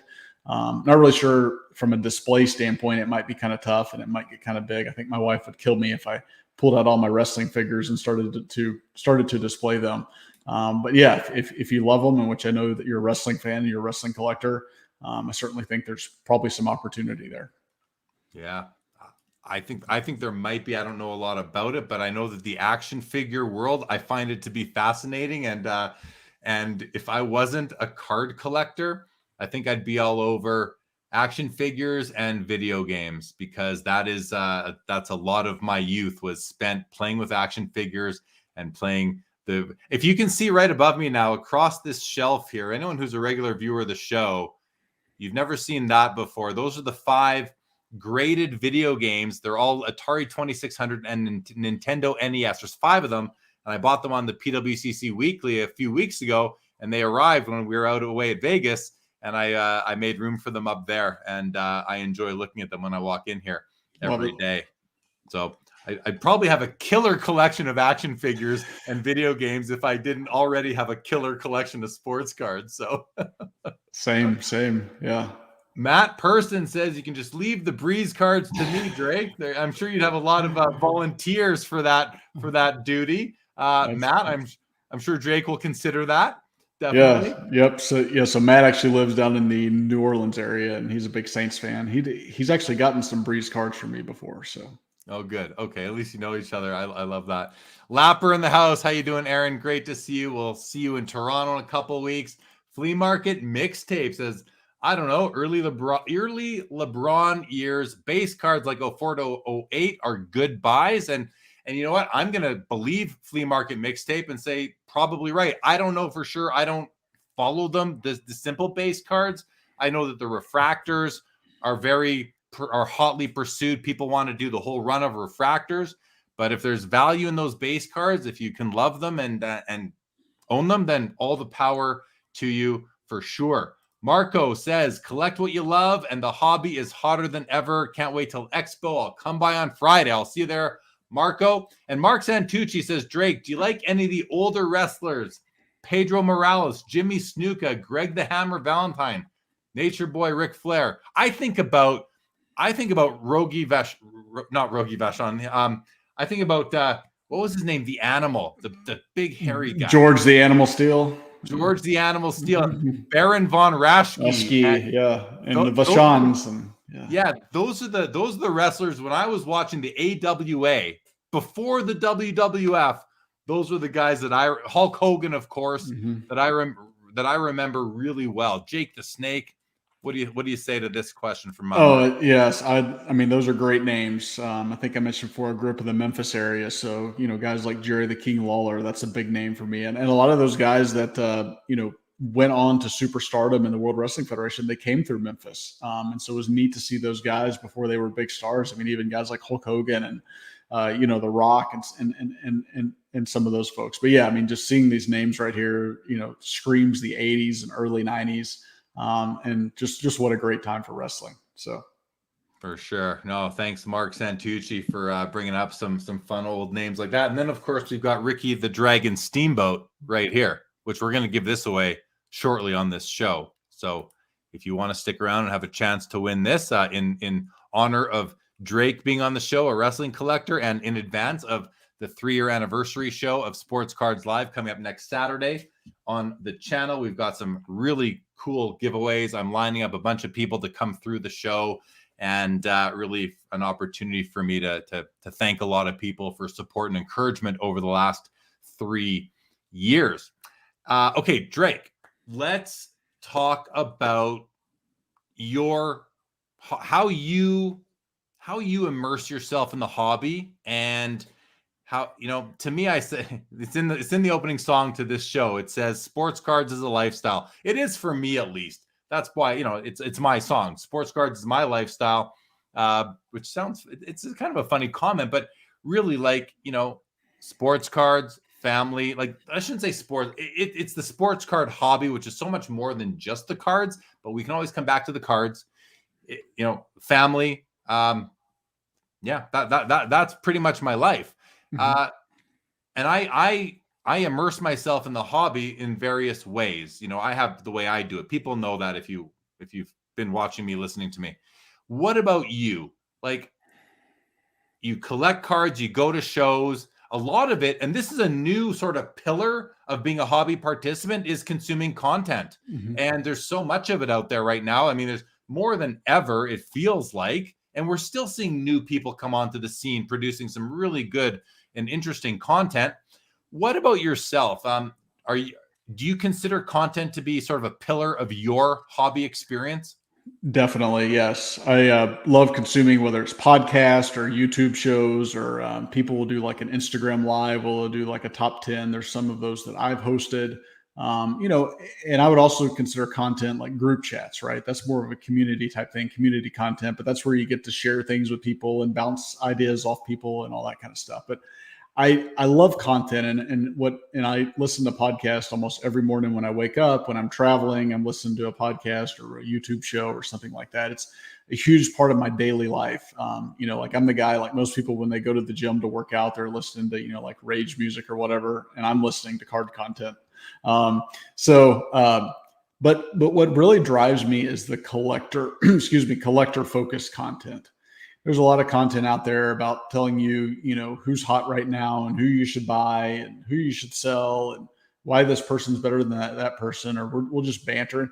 Some of that's good, but I love the whole collector content, like why somebody collects somebody and what they like. And, that to me is just the content that drives me and actually helped me, like I mentioned previously, kind of go from that buying just everything shotgun approach and following the herd to really getting to what I like. Because once I selected, okay, I like a guy like a Peyton Manning, and I would listen to, some basketball content creators, and they talked about their favorite sets and parallels and stuff. And I remember them coming out with precious metal gems in basketball, for example. And I'm thinking, okay, well, wonder if Peyton has a PMG card. Well, sure enough, he does. And so kind of hard to see this PSA 9 as PMG rookie card there. And so I was able to get that. And so he has 2 years, and this is his 99 PMG that I've got there. Both of those out of 50. But what was neat about those, and I'll share, basketball's big, the Star Rubies. So here's Manning, here's his 98 Rubies rookie card, and then here's his 99 Shining Star Rubies next to him. But what was neat about that, and I don't share those to be like, wow, look at these cards, but what was neat about that is, but wow, look at those cards. I mean, those are 4 grails in a row there, everybody. Like those are big boy cards. All right, well, I can't leave out the 24 karat gold. This is probably the most beautiful card in my collection. So this is his rookie. They're numbered out of 24. But those were kind of cards that I may not have been on my radar had I not been consuming collector driven content, because it wasn't like I was listening to content that was saying like, you need to buy Peyton Manning Shining Star Rubies or 24 karat golds or PMGs, because you probably won't find that out there. Yeah, that's a parallel people love and covet and things like that. But people were saying like, oh, you need to look into these Jordan cards, right? Just like you saw with the Shaq, like the Essential Credentials Future. That's great parallel, great set. And so it allowed me to, it kind of gave me that curiosity to go explore and say, well, I wonder if Peyton has a card like that. And so that's really what drives me from a content perspective. And I think the more of that we can get out there, the better. That more collector focused, collector driven content that's meant to educate and inspire, I'll say, and not influence. I think there's a big difference between inspiring and influence. And when content is meant to influence, I think that's a negative. When it's meant to inspire, I think it's positive. I think I agree 100%. People use the word influencer very loosely when speaking about any content creator. And I certainly personally strive to inspire versus influence. And I have that top of mind all the time. And I certainly hope it comes across that way. I don't know for sure because I can't see myself and I don't watch my stuff. So I don't know for sure. Just the little clips. I watch the little clips that I put out on Instagram. But I love that you said that, because that's so true. If you're looking for content, and some people want to be influenced, Drake. Some people want to be told what to do. Not told, but suggested to what to collect, how to collect. And if you're new to the hobby, you might be looking for some shortcuts, and some influencers might be able to provide you with some direction. Whether it works out for you or not, it's another story. You're going to be responsible no matter who you listen to. That's on you as the content consumer. But yeah, be inspired. Like, I get inspired all the time watching content, listening to content, a card that I maybe saw but didn't take a close look at. Now someone's doing a deep dive into it, and I'm like, wow, what a great card. Okay, you've inspired me. Now I'm going to go find that card for myself of whatever player. It doesn't have to be that exact player, but you've been inspired to pick up those cards, as have I. Like this card right here that I picked up at the Mint Collective. I mean, I've been inspired. Number one, I was inspired to start collecting Shaquille O'Neal. Number two, I was inspired at some point to start collecting Essential Credentials, because I think they're so cool. And I'm sure I've inspired other people to go on and do that as well from there. So it's not like I'm not the originator of it. I was inspired. I'm inspiring. And I think there's a lot of content creators out there that provide inspiration versus influence. At least I hope that I know, because that's what I gravitate towards. There's a question here. Mookie Chilson says, can you share the names of content creators you consume? Give us your top 3. Now, I don't love answering these questions because I don't want to leave somebody out that I'm friends with whose content I consume. And if you're gonna sit here and not say me, Drake, I got to kick you out of the studio. So you got to be careful. You got to be careful with these sorts of questions. But to answer this for me, and I'll give you a moment, Drake, if you want to take a second and think about it. Sure. How I'm gonna answer this is I'm gonna go through my downloaded podcasts that I listen to on the airplane to and from Las Vegas. And I'm going to read you the guys that are still in here. Now, there were other podcasts that I listened to, and then I delete them from my downloaded. But these are the ones. So I've got right off the top, Lucas Tigers and Bronze, Hockey Cards Gong Show, Sports Card Lessons, Stacking Slabs, Crosstown Cardboard, and the 615 Collector. Those are all the ones that are in my downloads that I've listened to. Some I haven't deleted. I've listened to, and others I just haven't listened to yet, and hopefully I will. But that's what's in my kind of, up next playlist right now. But I watch, this is just podcast. I watch YouTube as well, and I didn't mention any YouTubers in that list, and I'm not going to. But Drake, how would you like to answer this question? Yeah, so when that question came up, I grabbed my phone, and you're just like you. I'm afraid I'm going to miss somebody, and I still will miss someone. But just a few kind of running down. So if I do leave someone out, please don't take it personally. But as you mentioned, Stacking Slabs, Brett does a great job. Chris and Josh, so the crossover. I'm kind of known as the guy who asks the question every Friday night on the crossover, and I've turned it last night. Yeah, and I just kind of run with it. And one of the things that I tell them, and Chris and Josh and Christina and I, we have a great relationship, and I love them. But a lot of times someone will present a question to me, or I'll see a question out there in the hobby, and maybe somebody doesn't know about that show, or maybe it can help somebody. And a lot of times I know the answers to the questions that I'm asking, but I feel like, hey, if this can help somebody, maybe they're not asking the question or don't know the right questions to ask. And so I try to come from a stance of hopefully this can help somebody else, in their journey through the hobby.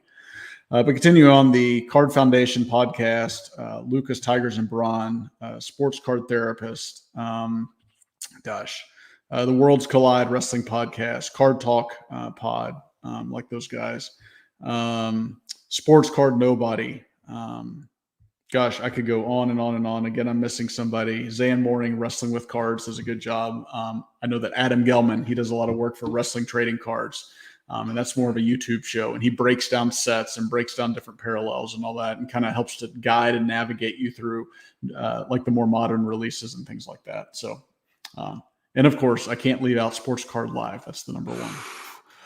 Dude, you just saved yourself. This show will now live on this channel for sure. Yes. Whew. No. There's lots of great selection. There's a great selection of content out there. There's more and more coming, and it's we're lucky right now. Sometimes I can't decide what to watch or listen to, and sometimes I there's nothing I want to. So I just say keep it coming as more and more people want to get their thoughts and opinions and hobby approaches out there. Okay, Rage here says, agree, spot on. You're right as well. Investment is all a part of it. I'm a collector first, dealer second. Got to fund the hobby somehow. Drake, we're twins, 100%. I'll set up all. Okay. I can't read your emojis, Rage, but thank you so much. Sports MD Card Collector says, great discussion. Always appreciate those types of comments. And Hobby Champs says, Colvestors. So he's mashing up collectors and investors into one word, are the final form of hobbyists. I think that might be true. Yeah, I like that. I've never seen that word. Well, the word is one thing, but the sentence too, because I like the word too, Drake, but the final form of hobbyist, because ever since Beckett price guides first came out, we had, at least me, I remember until then, my cards were worth what I paid for them out of the gum packs. But until I saw the price guide, my cards weren't about money. And then money starts entering your mind. And maybe this is a very accurate comment that I think I've used the term, I don't remember. But anyway, Colvestors maybe they are the final form. I often say, Drake, you've got this continuum. You got investor here, collector here. We're all somewhere in between. Very few people, if any, are going to be on the extremes. Mm-hmm. But I think there are some people who are on the extremes. I think there are some people who just collect, don't give a hoot what the cards are worth. They just want to collect their Topps base set every year, their Upper Deck base set every year, whatever it is, and on with life they go. Okay, let's look at Mookie. Yeah, you are welcome. Says, I watch many of those guys on YouTube, and Jeremy, you're in my top 3. That's very nice to hear, Mookie. Thank you so much.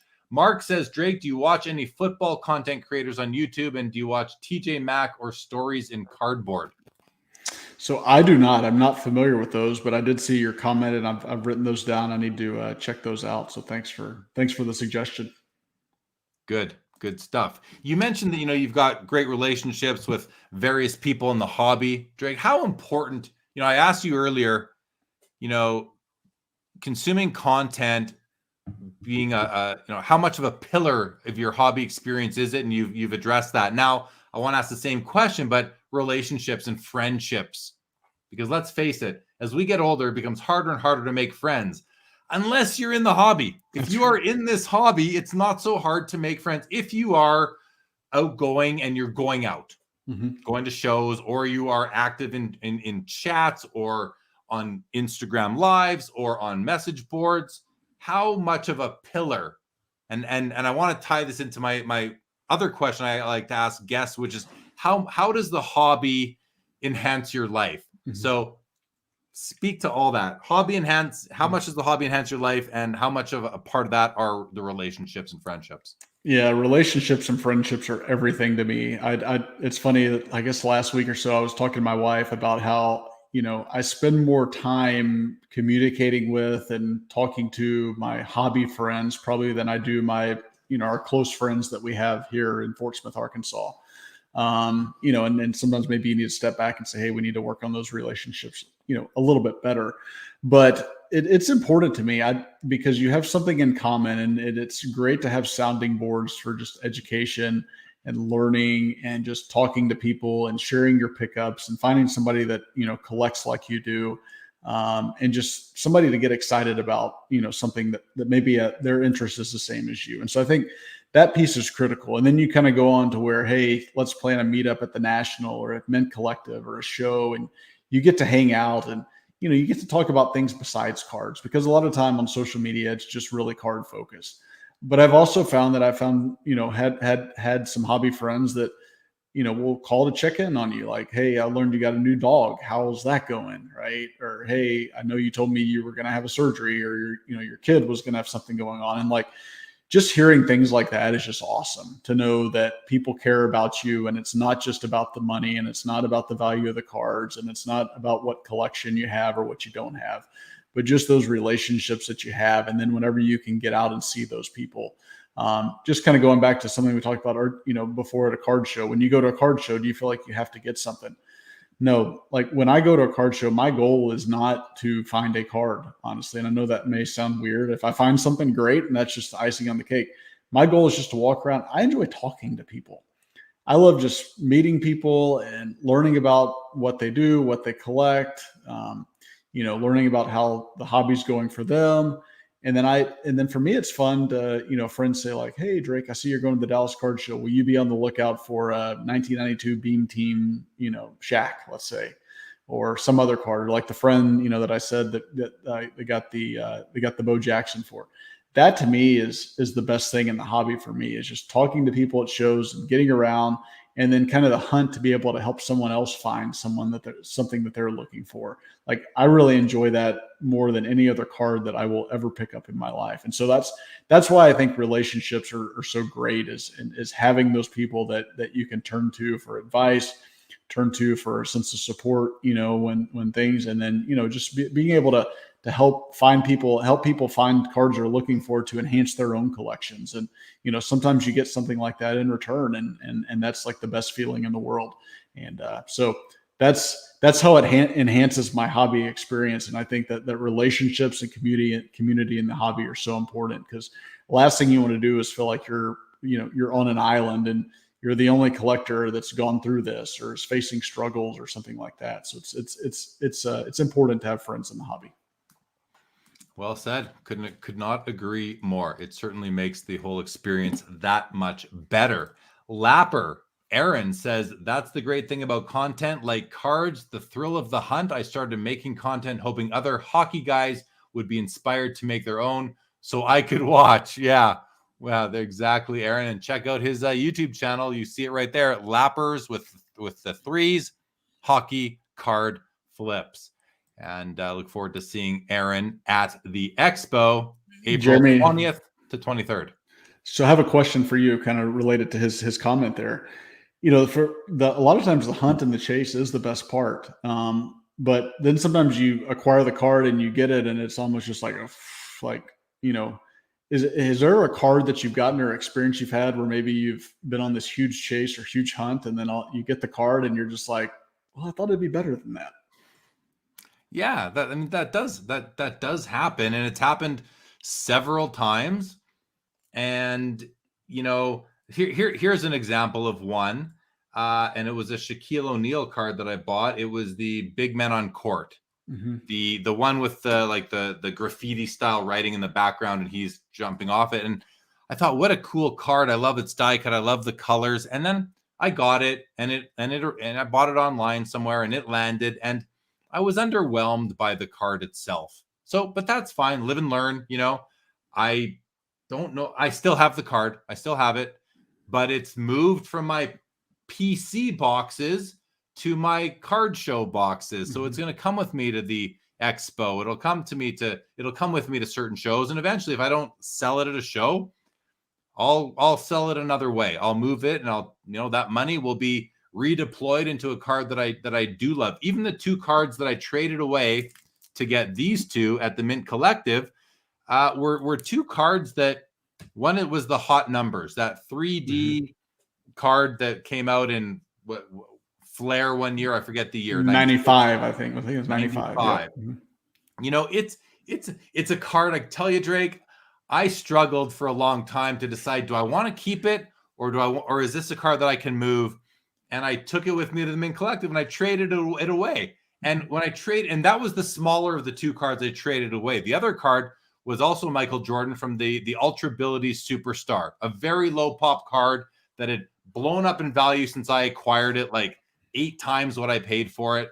And I thought, you know what? I never loved it. I look at it, like, it's nice. I bought it, and I bought that card when I was starting to get into Jordan inserts from the 90s, and I didn't know a lot. So I was just kind of buying stuff here and there and seeing what it looked like when I got it. And this card landed. I'm like, and by the way, I was soliciting advice from other collectors. Is this a good card? Like, how do you guys view this? Because I didn't know a lot about those second half of the 90s inserts. So I was looking for guidance. I got it, bought the card. It blew up in value. And I thought, and I never loved it, but I knew it was a good piece to own. It didn't at the time cost a ton of money. Anyway, I traded it away and I got 2 cards that I absolutely love. Like, I could just look at these 2 cards all day long. And so it made that, and it also, well, it's kind of funny because I was going to say the fact that they both went up in value allowed me to get into these 2 cards. Well, these 2 cards experienced a similar rise. So it's not like, I could have bought them back then, but in any event, I got to use them, cards that I didn't love anymore, to get 2 cards that I do love. And I think I'm going to love for a long time. So that's a good thing, right? You can it's like making lemonade out of lemons in a way. Absolutely. Yep. Nope. That's great. I like that. What about you? I mean, have you had similar experiences? Yeah. I've had some similar experiences, and it kind of goes back to, I was buying cards of players that I didn't necessarily have an attachment to. Right. And so you see, and you're like, oh, well, somebody tells me I need to get this card, and you get it in and you're like, what?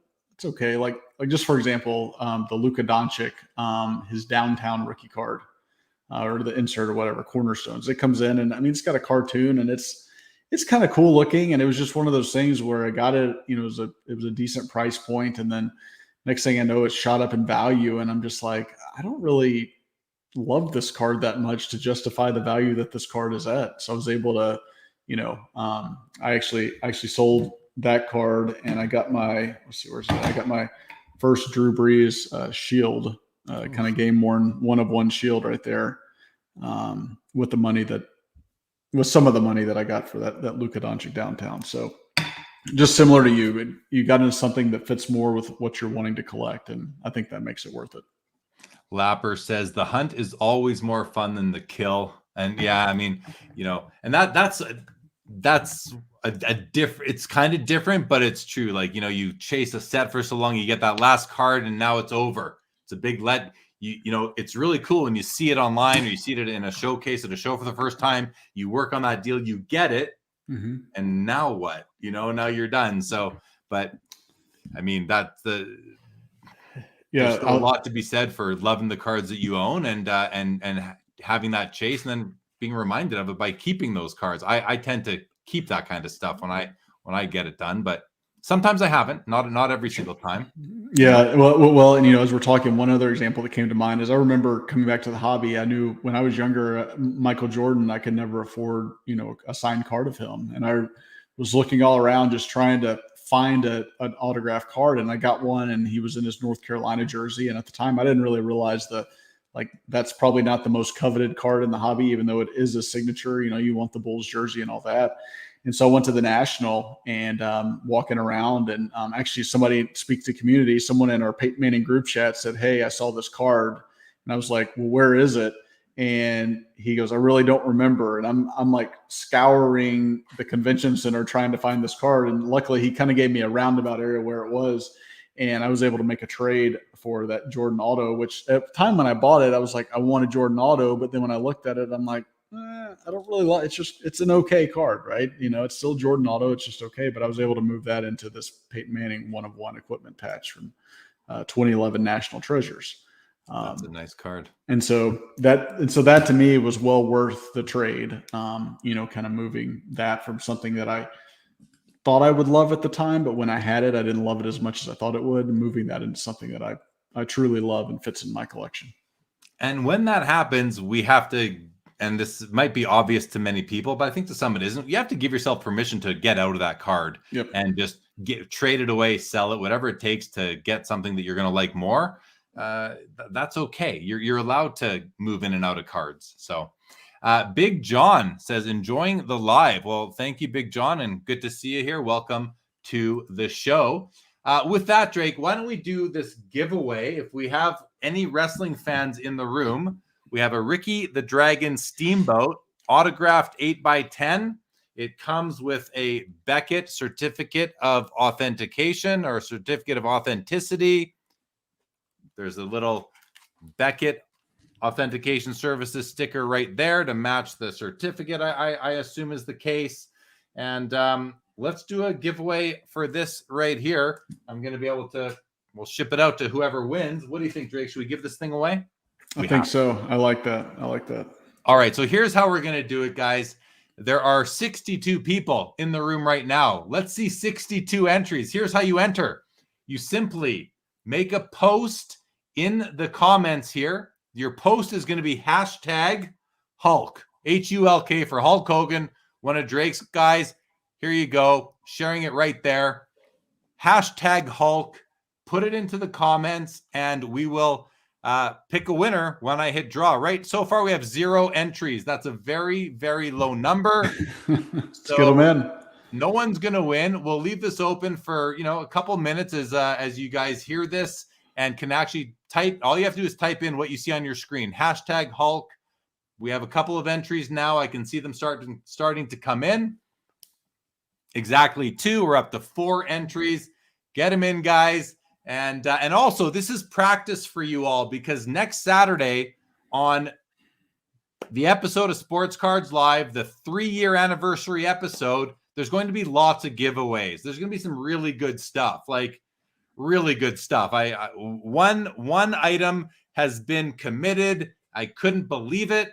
I'm not going to say it yet. You got to watch my Instagram, guys, this week. I'll be showing what they are, but yeah, there's going to be some really cool. We got a Connor McDavid autograph card is going to be given away, some boxes of product, which I'm actually going to open and ship the winner the contents. We want to open them. I'm not shipping a full unopened box. That's no fun for me, and I want this to be fun for me too.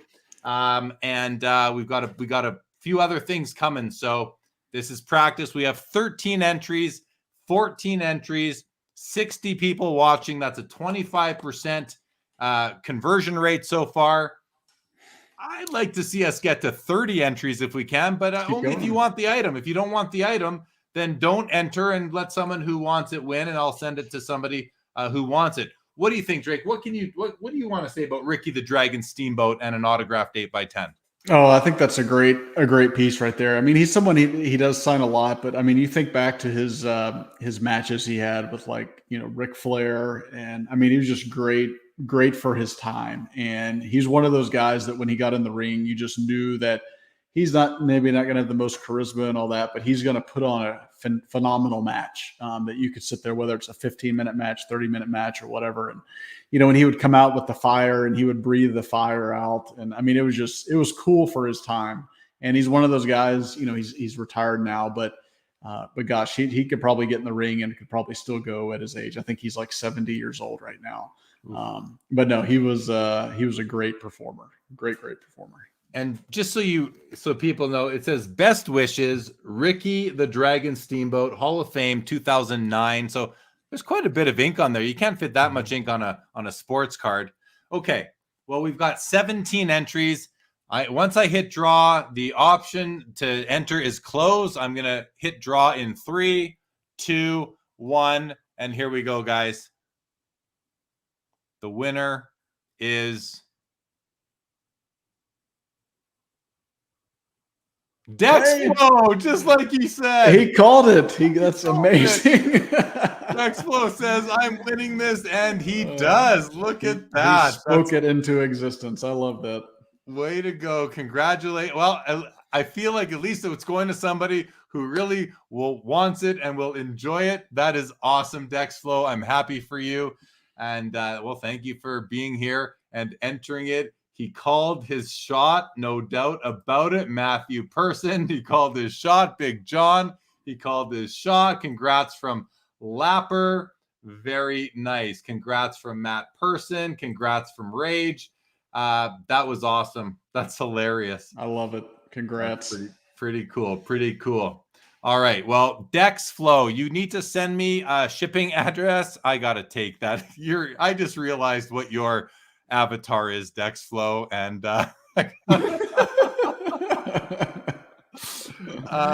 congrats though. And yeah, you need to send me your mailing address and we'll get that out to you. Just DM me on Instagram or wherever you can get a hold of me. All right. Well, Drake, listen, we're 3 minutes shy of 2 hours, so we're gonna wrap this up. To the chat, thanks everybody for joining, and I'll give you a chance in a sec, Drake. So final comments, get them in if you'd like. Don't forget, tomorrow, 9:30 Eastern, Josh Madigan from Hockey Cards Gong Show is joining me, and we are going to be covering the PWCC Weekly Hockey Auction that is ending. There's like 300 or so cards, some really cool stuff. Looking forward to that, as always. And then, again, next Saturday is the 3-year anniversary episode of Sports Cards Live. Lots of guests coming through, lots of giveaways. So be sure you're going to want to hang out for that. I hope. I'd love to have you all. Drake, final comments to you, my friend. Jeremy, thank you so much for having me on. I appreciate the engagement from the chat. I appreciate Leighton hopping on and just, kind of providing his insight, which hopefully, was helpful to people and all that kind of stuff. So, just as I said before, congratulations on 3 years. Just look forward to the show each week. I wish you all the best. And thanks again for having me on. And just to folks out there that have been watching, feel free to reach out to me at any time. I'm Drake's PC on Instagram, Drake McGruder on Twitter or Facebook. Certainly happy to help. Would love to meet new hobby friends and collect the same thing. Or if you don't collect the same thing, you're just kind of learning your way. Certainly happy to help. Had a great time tonight. And thanks again, Jeremy, and all the best. Yeah, man. No, it's great having you, Drake. You said it earlier. You like to consume the collector-driven content. You are a collector. I feel like we had a collector-driven episode tonight. So thank you, and thank you for the kind words again. Matt Person, thank you so much. Aaron, thank you so much. Justin Vick makes me feel good about collecting. I love that. That's like that's why we do this, Drake. That's why we do this. Mark Santucci, thank you so much. Yankees fan, good to see you. Thank you, Mookie. Good to see you. SCL better than SNL on Saturday night. We'll take it. We'll take it.